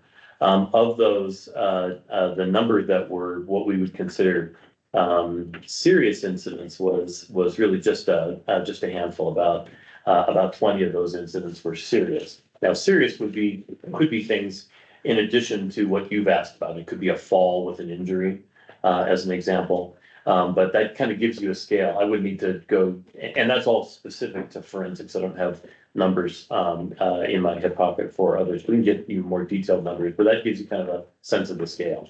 Mr. Chairman, how about suicide attempts? I can get that for you. I'm not aware of any attempted suicides in the facility since I've been here.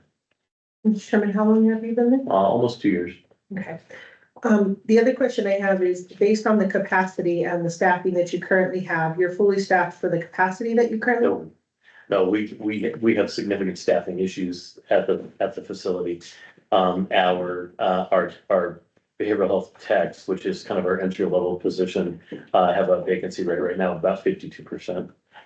And so with the new building, with the idea of the same capacity, what is your plan on increasing staffing? Because the more decrease you have in staffing, the more dangerous it is for those people when they're having to take care of patients without the right staffing requirements or the expertise, skill set, or training.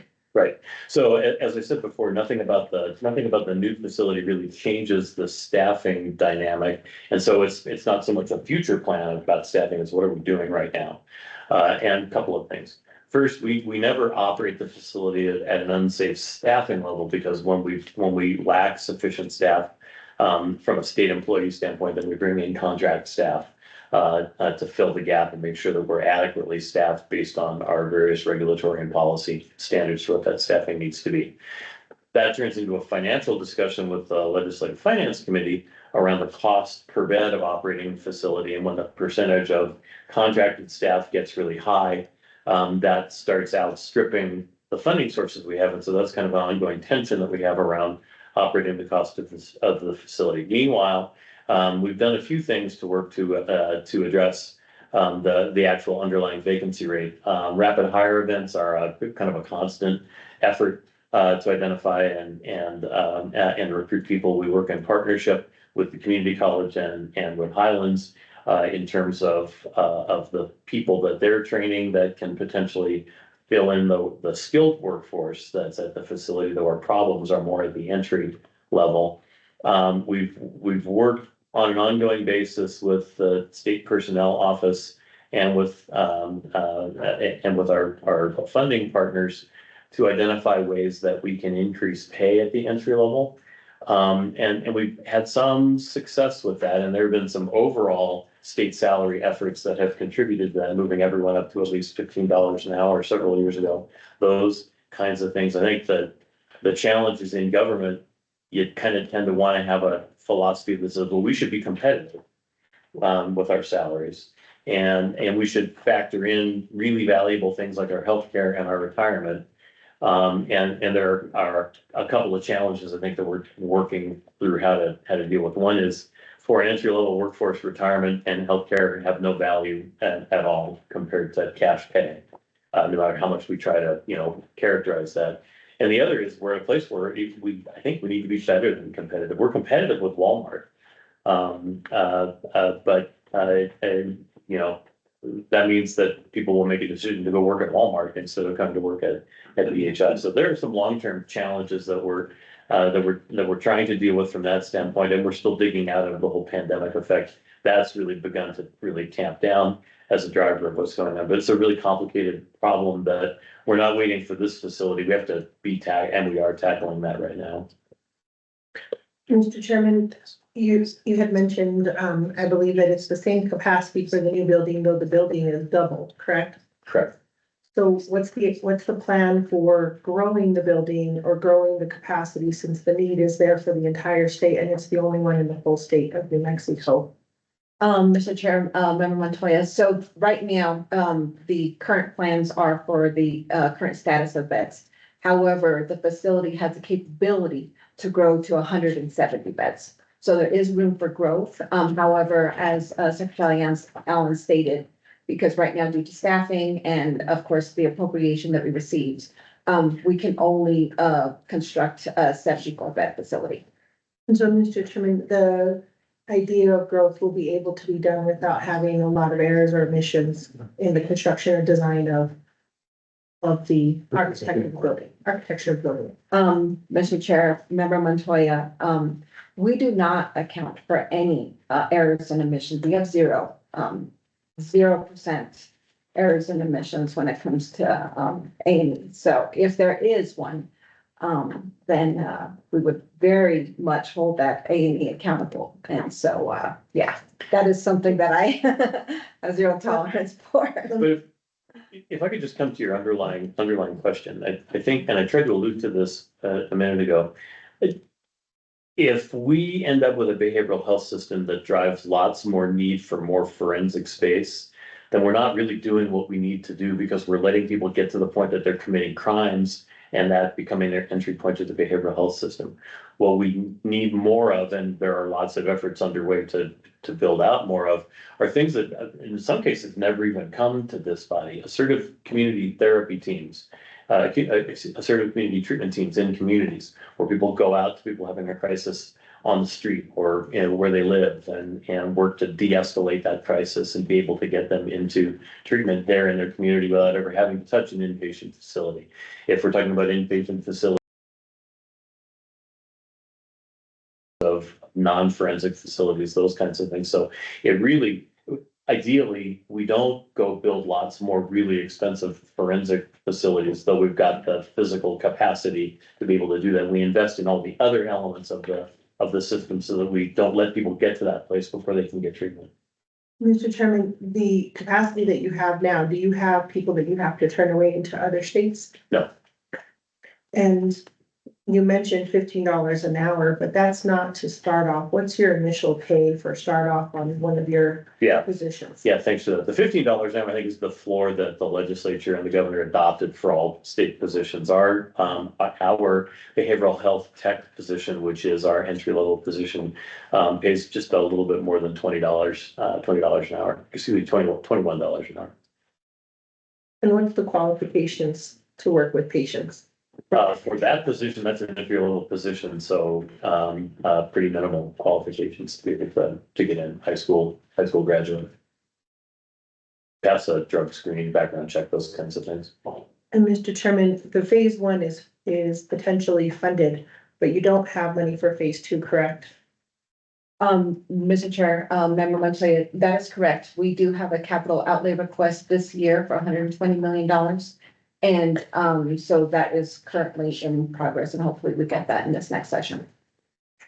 I think for me, Chairman, I'm always concerned about building something and then not having the money for inside of it. Like, for example, we've had bonds where they built a school and then the school just stood there because there was no room for books, technology, or for any of the stuff that needed to go in the school. So I know that this is a priority, or that you guys are planning on starting right away. But without knowing whether or not the legislature will make this a priority for phase two, then it's just an empty building.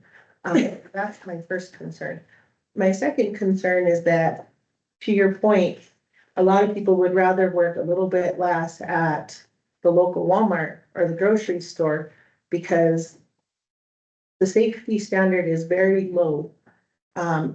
If you're the one that's working in the facility. And to your point, I think the way you structure a building, especially if you have low staffing, can be done in a way that allows for there to be safety, even if there is less staffing. So I disagree with that comment earlier that it's the same, because it's not. If you design it and you create it in a way that you could have, for example, in jails, they have one corrections officer to 70 inmates because of the way they designed it, because of low staffing in certain facilities. I think the idea that knowing that you're at 52% staffing right now tells me that you're probably not going to get a lot more increase of staffing, in particular if there's not a shift in pay or a shift in morale or a shift in safety. And I'm saying that as a person who was born and raised in Las Vegas, New Mexico, and knows the families and the people that have worked there who have been hurt or injured, and they're just told to go back to work, or who have been put in unsafe predicaments, and there's not enough staffing for them when these things have happened. So I appreciate that the state hospital is in Las Vegas. It is an opportunity for people to have a job and be able to stay in their rural community. But I also feel that it's really important to make sure that there's appropriate training, staffing, and pay for them to be safe in those communities with the type of patient that is put there. So my last question, Chairman, is where the facility is at and the safety standards around it, is it completely safe for other patients that are at the state hospital in other areas? Or how is that structure going to be designed? Yeah, so the forensic facility is a unique and self-contained facility, and so there's not patient sharing or, patients aren't sharing spaces or those kinds of things. The adult psych facility is a completely separate facility. Okay, thank you. Any further questions?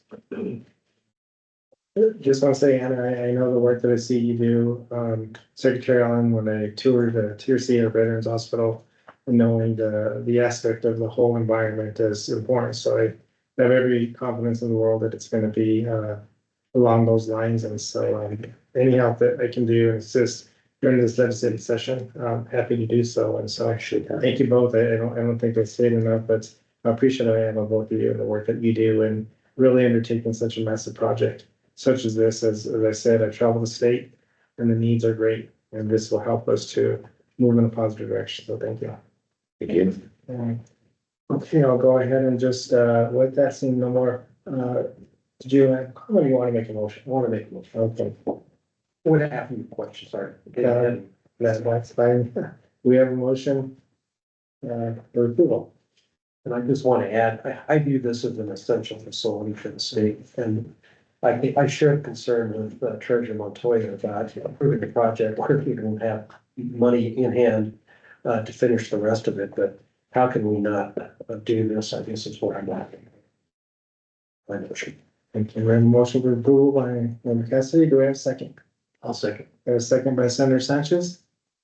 All those in favor signify by saying aye. Aye. Those opposed, nay. The ayes have it. Motion has been approved. Thank you again. Secretary. Thank you, Secretary. Thank you.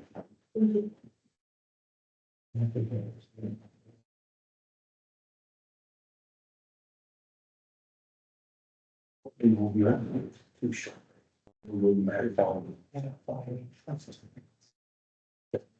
Please go ahead. Give me serious Secretary.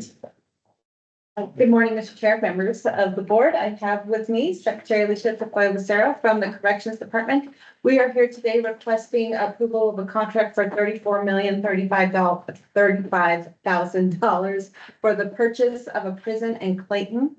I have brought Secretary Lucero to talk a little bit about the facility and operations, so I'll go ahead and turn it over to Secretary Lucero.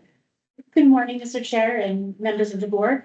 My name is Alicia Tafoya Lucero. As Ms. Silva said, I'm the Secretary of Corrections. I've been in the position since mid-year in 2019. So just want to talk to you a little bit about Clayton. So when I first came into the role, this position in Northeast New Mexico Detention Facility is what it was. It was operated by a private prison operator, the GEO Group. They had been there since 2008. The building was constructed in 2007.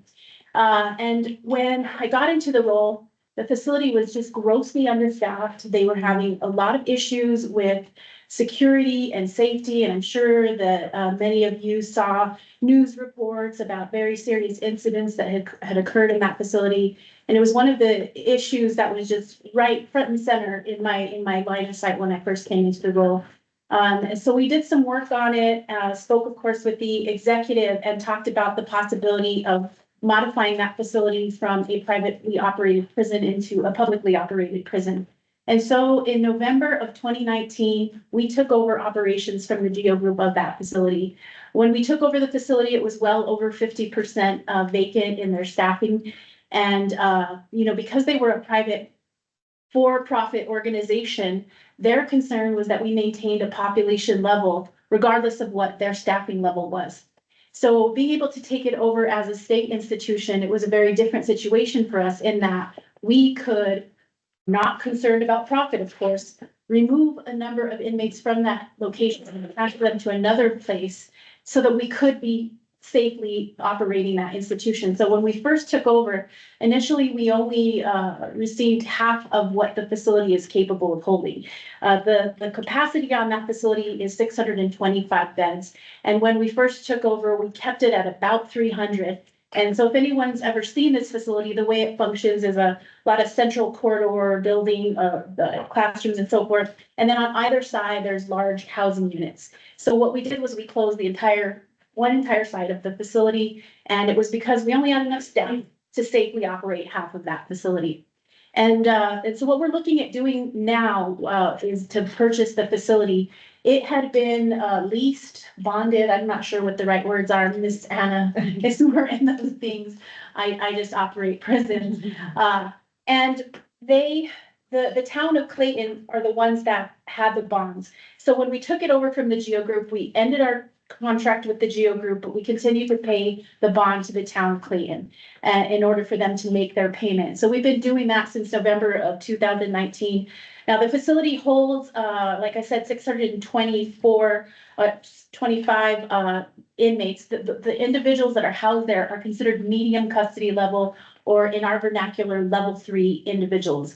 So these are people that may have sentence length of any type, and some of them are lifers, will never leave, and some of them will leave and get out, and there are programs and things like that we offer. Another one of the reasons we took over the facility was because of the lack of programming inmates were receiving it. And so now we're able to offer college classes, adult basic education. We have a really impressive wood shop and metal workshop that we're doing out there in that facility. And just some of the other items to share with you all is that our population, right? So you want to know where we are now, you want to know what our vacancy rates are. Today, our count is 581 out of 625.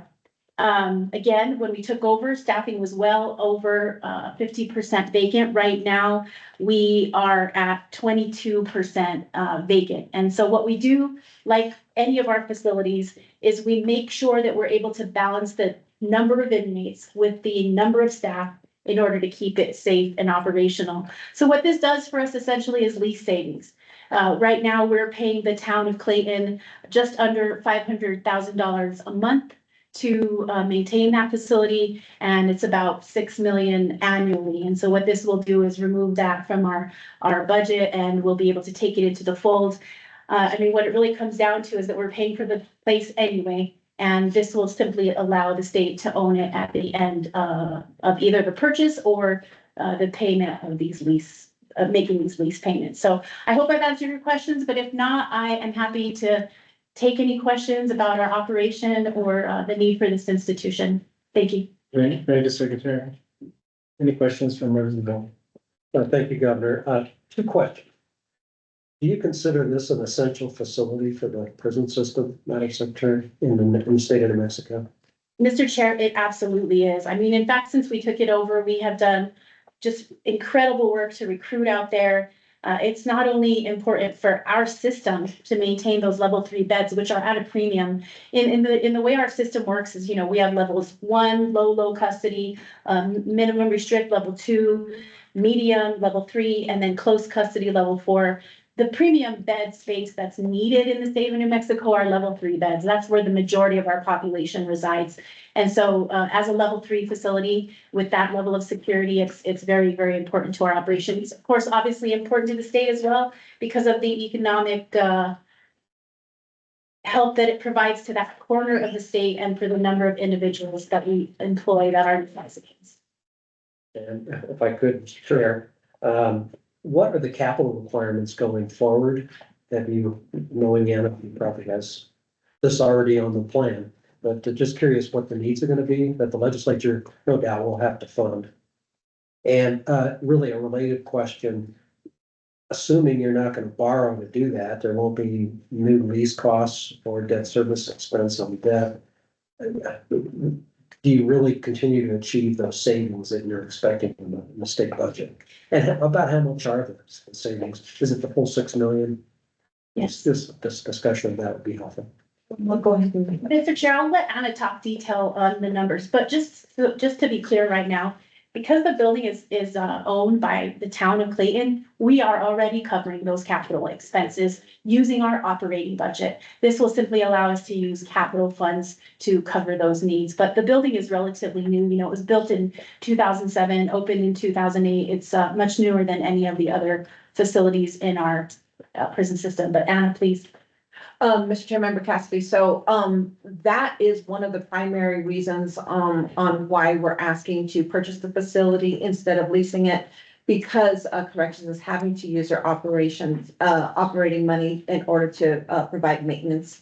There are other facilities we're able to use statewide funds, and corrections is asking for additional statewide funds this year, but as Secretary described, the prison is relatively new. We've done a facility condition assessment. We've also done phase 1 and phase 2 of the facility. So there's not a lot of maintenance that's required. So we might look at some additional security upgrades. There was, I think, a little bit of some HVAC, but could be just maybe some things that just need to be maintained regularly, but the systems are relatively new. We are looking at needing to replace the HVAC and those systems because they're 2007, so in the next 15 years or so. But those will all be planned, but there's not a lot of maintenance required right now. Thank you, Anna. Yeah. Thank you, Member Cassidy. Any other questions or comments? Thank you. Member Montoya. Thank you, Chairman. Thank you for the presentation. You mentioned training and other items that you guys have done since Geo Group, since you guys took over from there. Can you tell me how many people participate in that program that are inmates? Mr. Chair and Treasurer.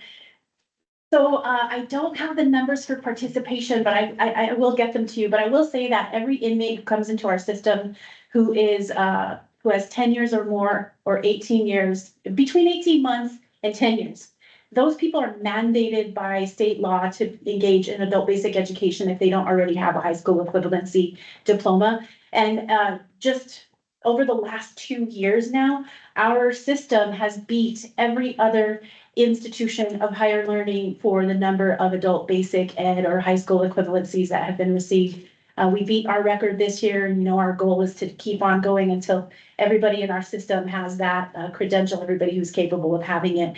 But the number of individuals in our wood shop or our metal shop, I couldn't say off the top of my head. I certainly will send that to you. But if you would, anyone, board members and staff, if you would check out our website, you can see some of the amazing work that they do.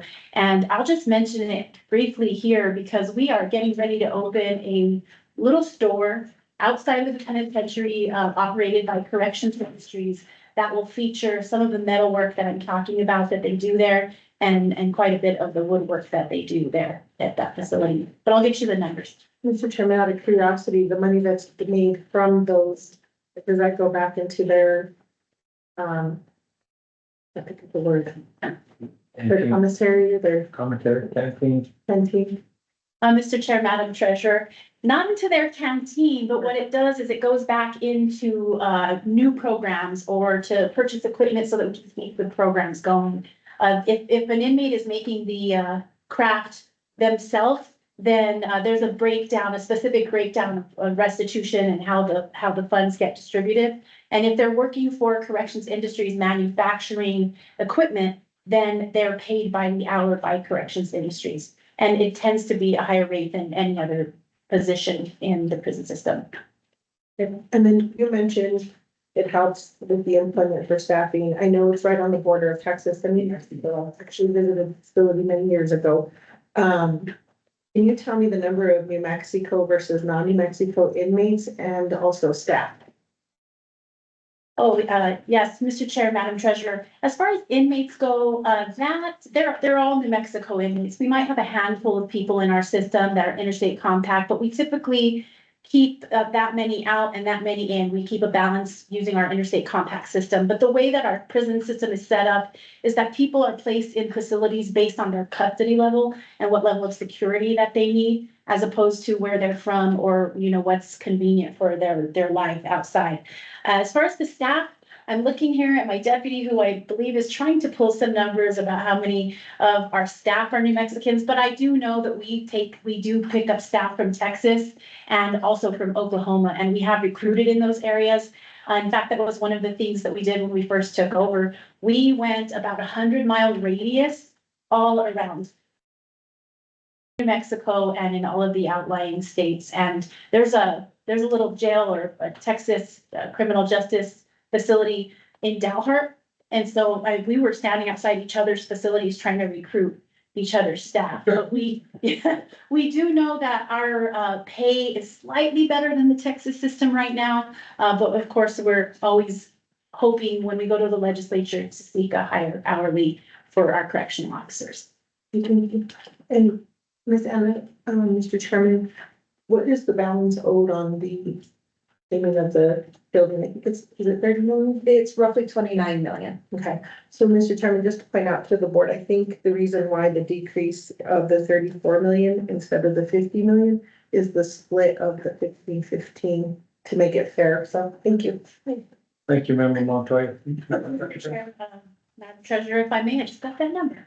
Okay. All right, we have about 15% of the staff that work in that institution are non-New Mexicans. So that's a good number. It looks like we're employing a whole lot more New Mexicans there. And then just, of course, when this passed in House Bill 2, we have been paying that lease or the lease bill. Essentially, it was not given to us in our budget to pay for it. And so we've been paying for it out of operational costs since the first of the fiscal. Thank you. Any other questions? Anything from staff? Mr. Chair, members, I don't believe so. We may have a contingency on this, but I actually think, yes, so our only contingency is an executed quitclaim deed. So, but we have a signed purchase agreement. And so once that deed is executed, staff will get that and we will send a formal letter stating we received everything. Okay, thank you. I always ask this question of Anna, how is everything coming in Las Vegas and our wonderful place down there? Mr. Chair, so it's going wonderful. We are in the process of demoing a lot of facilities that are in need of demo. We're in the process of doing that. We still need to have a final conversation on our pool. So I understand that there are plans in Las Vegas to build a new pool. So we should probably have a final conversation on that. One of these days we'll have that conversation. Okay. And Madam Secretary, before you leave, the honor farm, I call it the honor farm. That's what it used to be. It seems that there may be an issue there that I would like to talk to you or your staff about. It just came up this weekend. So if you have some time, I'd appreciate a brief conversation about it. Mr. Chair, you bet. I have a meeting with Ms. Agajanian and I will wait until you are through That would be to great. visit. I really appreciate that very much. Thank you. Thank you. Any other questions or comments by committee members? Just a comment. Member Cassidy. I think this solution's fabulous for northeastern New Mexico from a policy standpoint, and this is a load off the town of Clayton if this actually happens, and it saves the state of New Mexico a lot of money. So, Yeah, and actually I had, a family member that lived in Clayton, the Trembleys, and, been there many times. Wonderful little town, but very little town, but a neat place to be. So with that, do we have a motion? So We have a motion to adopt item number 28 by Member Cassidy, a second by Second with the contingency. Member Montoya with the contingency. All those in favor signify by saying aye. Aye. Any opposed? We do pass. Thank you both. Appreciate it very much. I guess we go to item number 29. And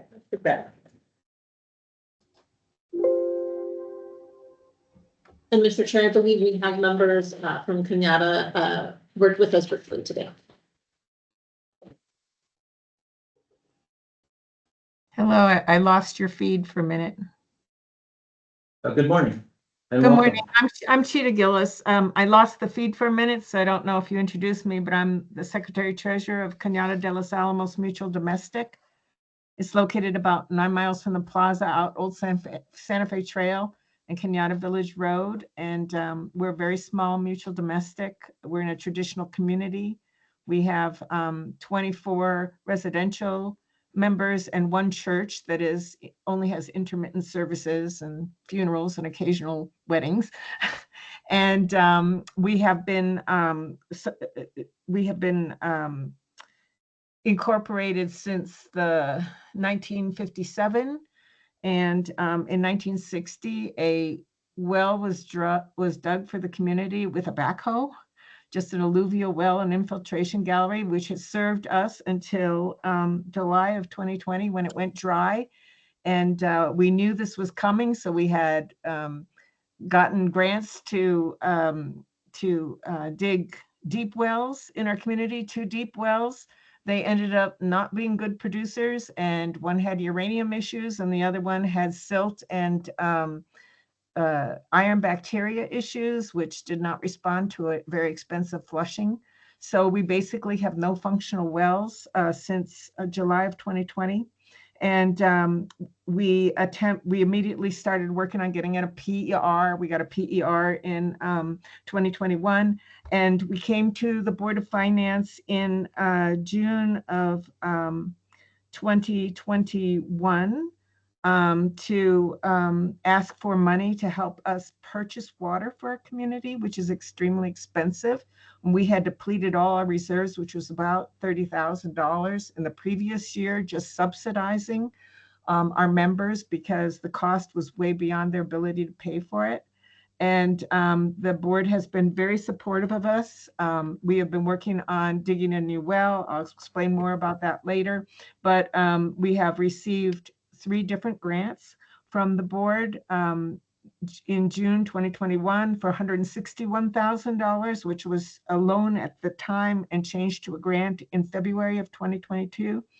And then in January of 2023, we received a grant of $92,500.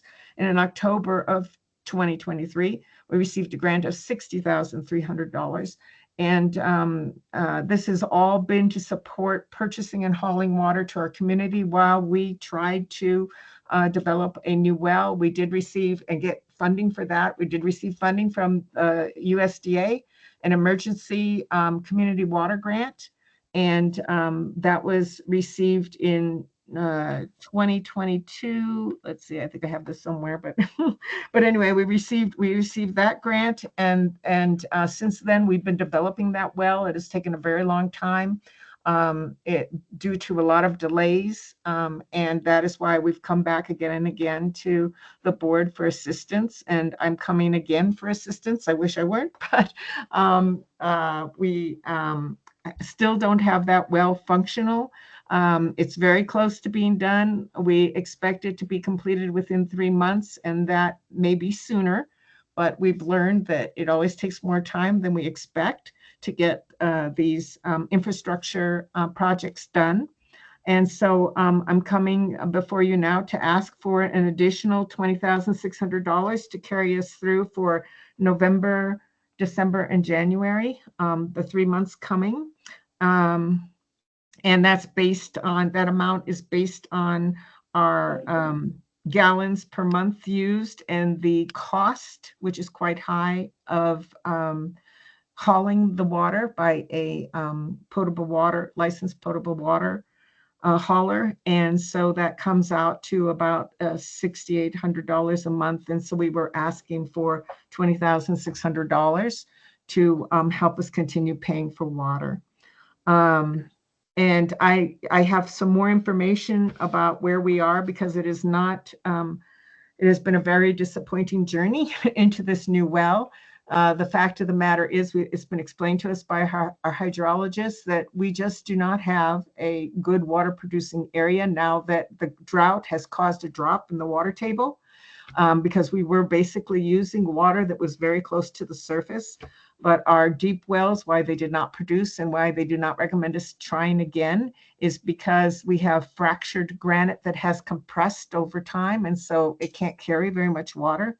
And so most of the wells in our area are called recharge wells, where all you have available to you is the water in the pipe, and that goes down into the ground, and then you have to wait for that to recharge, which takes a considerable amount of time. So we went ahead and developed another alluvial well that is deeper than our current well. The initial hydrologist report expected that we would get 2.5 to 5 gallons a minute, which in fact would serve our community, because we only need between 1,200 and 1,700 gallons a day to serve our community. We're very conservative in our water use, and we are also very small. However, now that they've done the initial water testing, they found out that the water quality is good. We do not have uranium contamination, which is a huge problem in our area. However, it is only performing at 1 gallon per minute. And that's the initial testing before it's totally, completely, developed. But that's very disappointing. So we're already investigating how to proceed from here to rehab one of our existing water sources so that it can supplement that well. And I don't know if you want more details on that. I can give you that. But basically, we're looking right now from you for an opportunity to get money to continue to pay the full cost of bringing water to our community, because we can't, that new well is not online at all yet. It still has some more stages it has to go through. We had a delay. Our current delay has now been solved. We have received our pitless adapter that was delayed because the USDA required a custom adapter based on, I'm not sure everything it was based on, but we had to order a special adapter that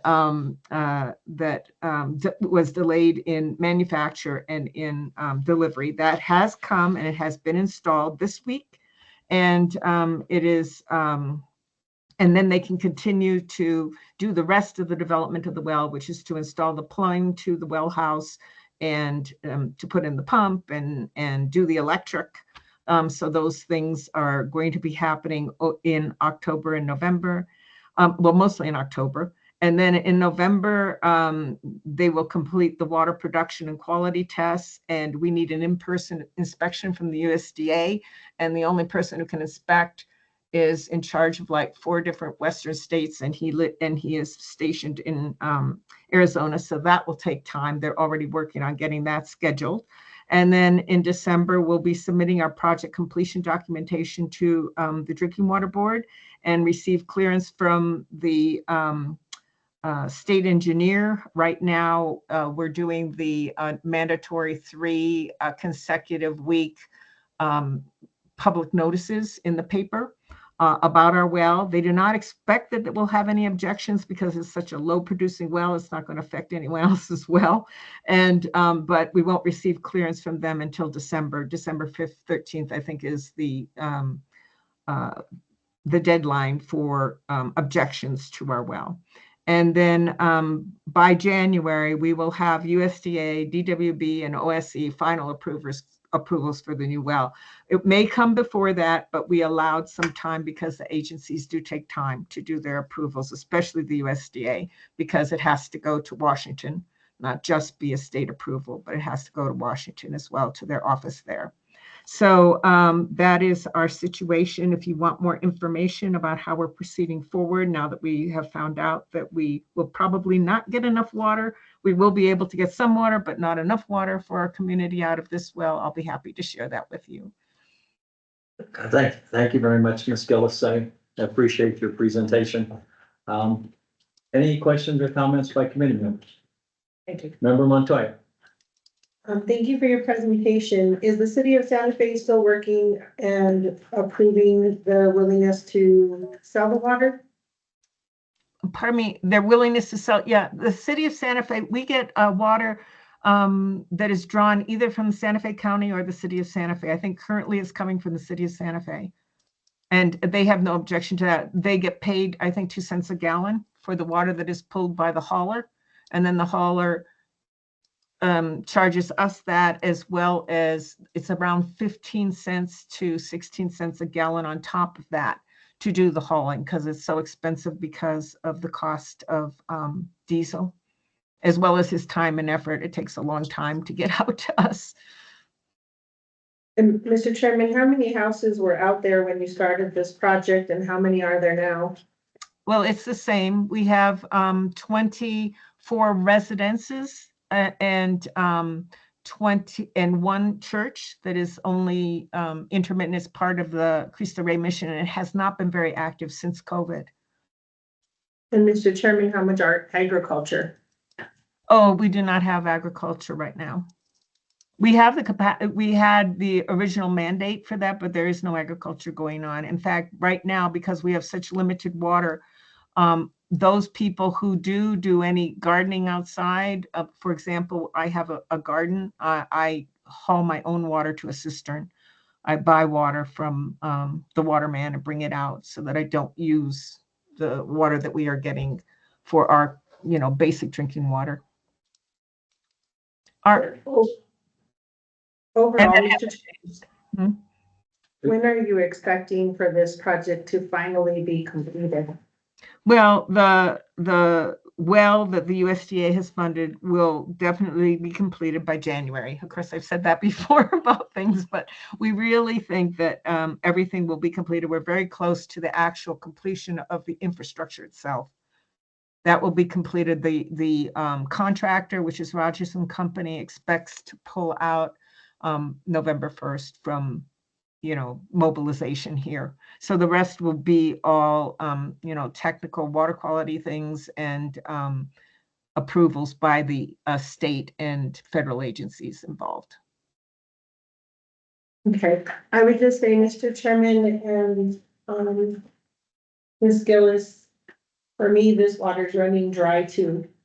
Because this project has been ongoing over and over again, and it seems like we're just continuing to drop money down a bucket that is forever long, instead of it being the water that is coming out of that bucket. So I just really hope that this project can get done soon, because the amount of money that's gone into this could have already produced a well in itself. So I know.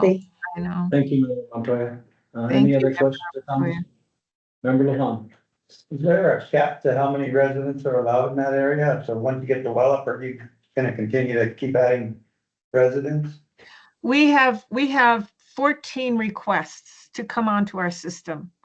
However, we have not had, we've been struggling with water availability for 2 decades. So they're all on hold. They're all waiting. And our future plan, we knew that we have a very poor producing water area for producing water, and it's not going to get any better because of the ongoing drought and climate change. So we have a project in the works in the design phase with the county to bring county water to our village. And when we have county water to our village, we will have a sustainable, water source. And we'll be able to bring on as many as 25 more families. And we're limited by the fact that we are a gravity-fed system. So it has to be people who are below our tank, but we have at least another 20 or so people that are below the tank who could come on in addition to the people who have already asked. So it is a problem. Everyone with private wells in our area are having difficulties, either with uranium or with low water production. Member Long, you still have the floor. Do the residents participate in the cost of this? Yes, we have a very progressive rate structure, and what we have found though is that there is a limit to what people are able to pay. We're going to have to really push that limit because I think we're going to have to supplement the water we can draw out of the ground here with other water, and we know we're going to have to take on that responsibility. I don't know, does that answer your question? I think I lost track of where I was going with that. Thank you. Thank you, Yeah. Member Levon. Yeah. So, Ms. Gillis, yes. Ms. Gillis, hold on just a minute before you go on. Are there any other questions or comments by committee members? Ms. Gillis, if you have something you'd like to add? Well, Before I want to thank the board. I mean, I had no idea that it would take this long. We, you know, when we came to the board, we'd already, I think our PER was approved in November of 2021. So we were well on our way to doing everything we needed to upgrade our infrastructure. And I had no idea that it would take this many years to get it done. But it has been ongoing process, and it has been what it takes. And I'm astounded. And we are very fortunate that we had your support. I don't know how our community would have survived. Thank you, Ms. Gillis. Member Montoya. Mr. Chairman, just out of curiosity from reading the request for the grant, you just mentioned that the members are paying a certain amount, but when I'm looking at the 35,000 gallons a month with an average of 0.178 per gallon, that's 6,855 a month. So what are they paying if you're requesting for the full 20,000 to be paid by the board? I'm sorry, I don't understand the question. I thought I heard that the members are paying a certain amount. Oh, well, I asked a question about it. So the dollar amount I'm seeing on the request for grant is the same dollar amount of the full amount of monthly payment. So then who is the members paying? To this point, we have not added on for that. We have when you have only 25 members, if we had 100 members, we wouldn't have a significant increase in the cost of operations and maintenance for our system, but we only have 25 members, so they have to share that load. And it is the cost, it's about 23,000 is the cost of operating our system, whether we're buying water or not. And so that is right now what we have focused on. We also have an assessment for a loan towards our long-term project to bring county water. We have a loan grant from Water Trust Board. So we have that in the works too, that we're adding on. But we're going to have a discussion with our members about how to continue forward. We are trying to get some funding to rehab our old infiltration gallery, because they discovered when they were testing the new well that it did not draw down the old well. So the last thing we thought we were going to do was rehabilitate that, you know, what is it, 70-year-old well, but we're thinking that we might be able to rehabilitate that to supplement further so that we can get the amount of water we need out of our ground. But Mr. Chairman, just to clarify, you told member Lujan that you all are paying a portion of this cost, but the cost is 20,600. So to clarify, are your members paying any amount of the water that is being hauled and has been being hauled? No, they have not been. They have been paying to keep our association operating. Thank you. Thank you, Member Montoya. Thank you, Ms. Gillis. Any other questions or comments by committee members? Anything from staff?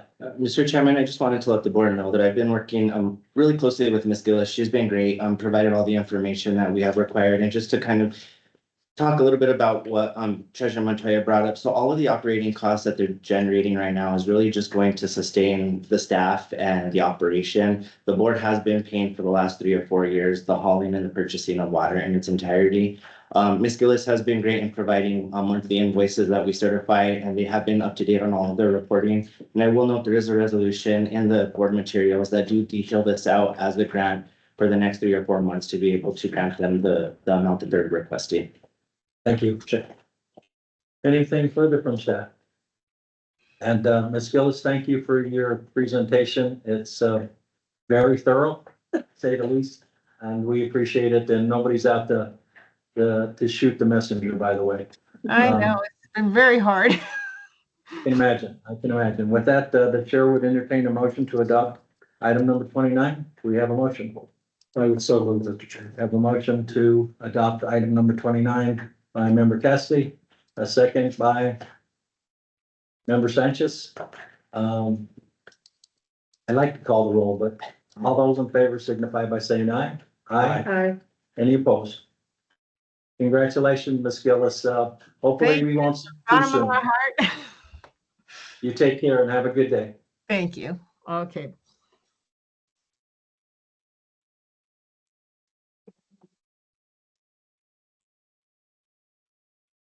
Yes, we now go to item number 30. That is correct, Mr. Chair. And that's what everybody's been waiting for. Very patiently waiting. We recognize, Mr. Chair, that we stay between you and lunch, so brevity will be the answer.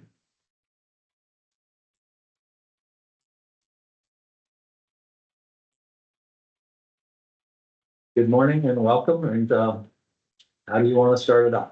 Well, thank you all very much for having us. Mike Dyson, CEO at Infinity Water Solutions. I'm joined by our Chief Communications Officer, Ash Begley, our consultant, Ricky Lee Chavez, and Miss Marquita Lewis, CEO. Russell, sorry, I'm sorry. Sorry. I know that answer. Sorry. CEO at the New Mexico Finance Authority. Also joining us via video is Richard Weiss, our banker with Wells Fargo. Again, thank you, Mr. Chair and members.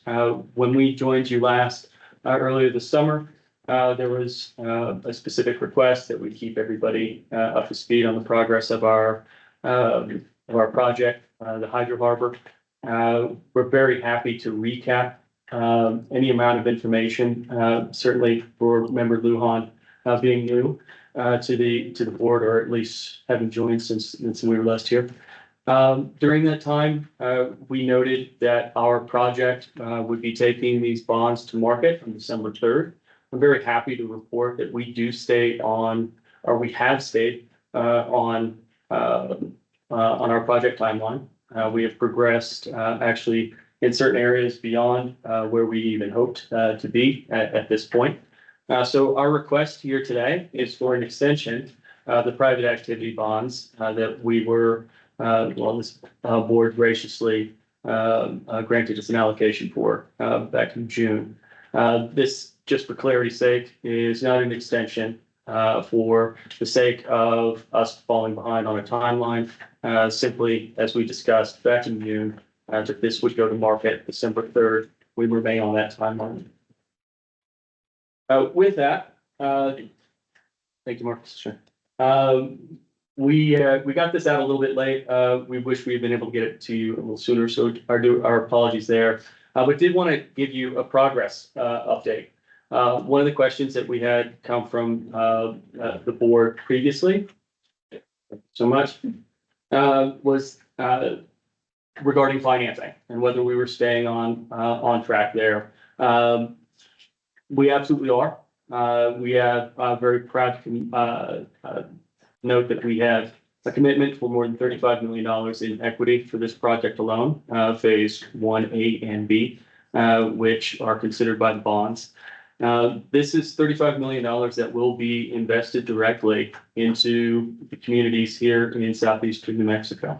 So, in furtherance of the Hydro Harbor, project. We're also, we have already started to deploying capital. We deployed about $7.5 million today, directly into the project. And again, just kind of noting that, our project exists in rural areas of Lee and Eddy County, which are classified as severely distressed and an opportunity zone. One of the things that we discussed when we were here last was how we would service these bonds. It was an excellent question. We're very happy to report at that time that we had a guaranteed revenue contract with one of the major oil and gas producers here in the state. Since our last meeting, we have gone from 130,000 barrels a day of committed volume to now 165,000 barrels of committed volume by adding 2 different contracts with 2 different operators.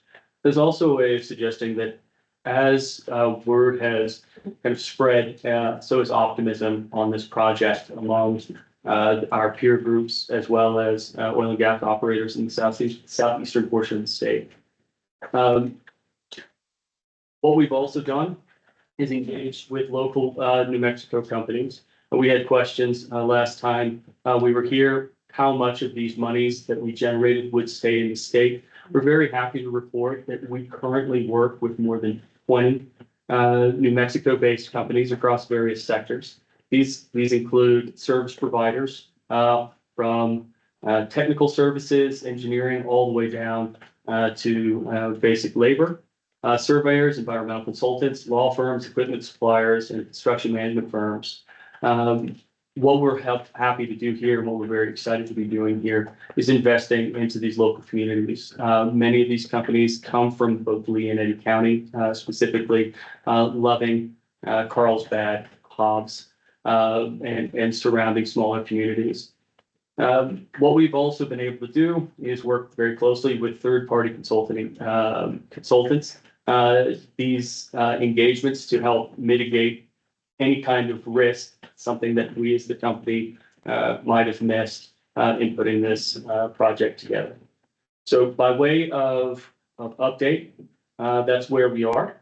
One of the things I guess that I really would enjoy talking about are the concepts around these bonds being specifically earmarked as sustainability plans. And so the conversation that we've largely had, working with both Moody's as a rating agency, Oliver Wyman has put together a market study, and then E3 Consulting has come back to double check all of our engineering and basically say that our system and our treatment works as we say it does. Moody's is, and I do apologize to the board. We were hopeful that we would have that initial report to present to you today. Regrettably, it is due to hit our inboxes tomorrow. Naturally, the Oliver Wyman market study is of particular interest, I think, to the state of New Mexico. It certainly was to us. But the Oliver Wyman study, abbreviated, provides for us is a very clear understanding that the state of New Mexico starts to suffer material impacts economically as soon as 2028 if their wastewater conversation, certainly in the southeastern portion of the state, isn't addressed meaningfully. So what do we mean by that? We mean very specifically curtailments of the energy sector, as well as all of the ancillary businesses that survive on the proliferation and development in the energy sector. We're very happy to share with this board that information that we can. Oliver Wyman does have it as a proprietary report, but anything that we can provide to you, we'd be happy to do so. A brief overview of the project, if you wouldn't mind, we could go 2 slides. Thank you so much. Specifically for member Lujan and for the members of the board, just for recollection's sake, what we were designing is a closed loop system for the recovery, gathering, if you will, of oil and gas wastewater, produced water, the treatment of that water, and then the rehoming, repurposing of that water back into the oil and gas industry. Our system is designed in such a way to emphasize zero liquid discharge, which is to say, unlike traditional methodologies of managing produced water in the sector, we very specifically dispose of no water. The logistics framework effectively marrying one operator's flood, if you will, of wastewater to another operator's drought of source water. And what this effectively allows for in the oil field is a reduction, severe reduction in the usage of fresh water. So we've just heard a little bit about some of the pressures that exist here in New Mexico on fresh water. I don't think that's news, honestly, to anybody that's been paying attention to anything for decades. One of the aspects and one of the things that really excites us the most about this project is that for every barrel of water that is reused by the oil and gas industry, that is one less barrel of fresh water that will be used. There's one barrel of fresh water that stays in the aquifer for its highest and best use. And then it's up to the state how we designate that highest and best use, whether it's for a drinking glass or irrigation or something in between. But that's effectively, Member Lujan and members of the board, the crux of the project. We're very happy to note, again, Marcus, if I could implore you to the next slide. Thanks, sir. Yes, ma'am? Marcos. Oh, Marcus, I do that one. Sorry. We are sticking to our timeline, as demonstrated. We're very happy to report again that in some instances we are ahead of schedule. In others, we were right to put mitigating factors in place to ensure that we are able to deliver a timely project.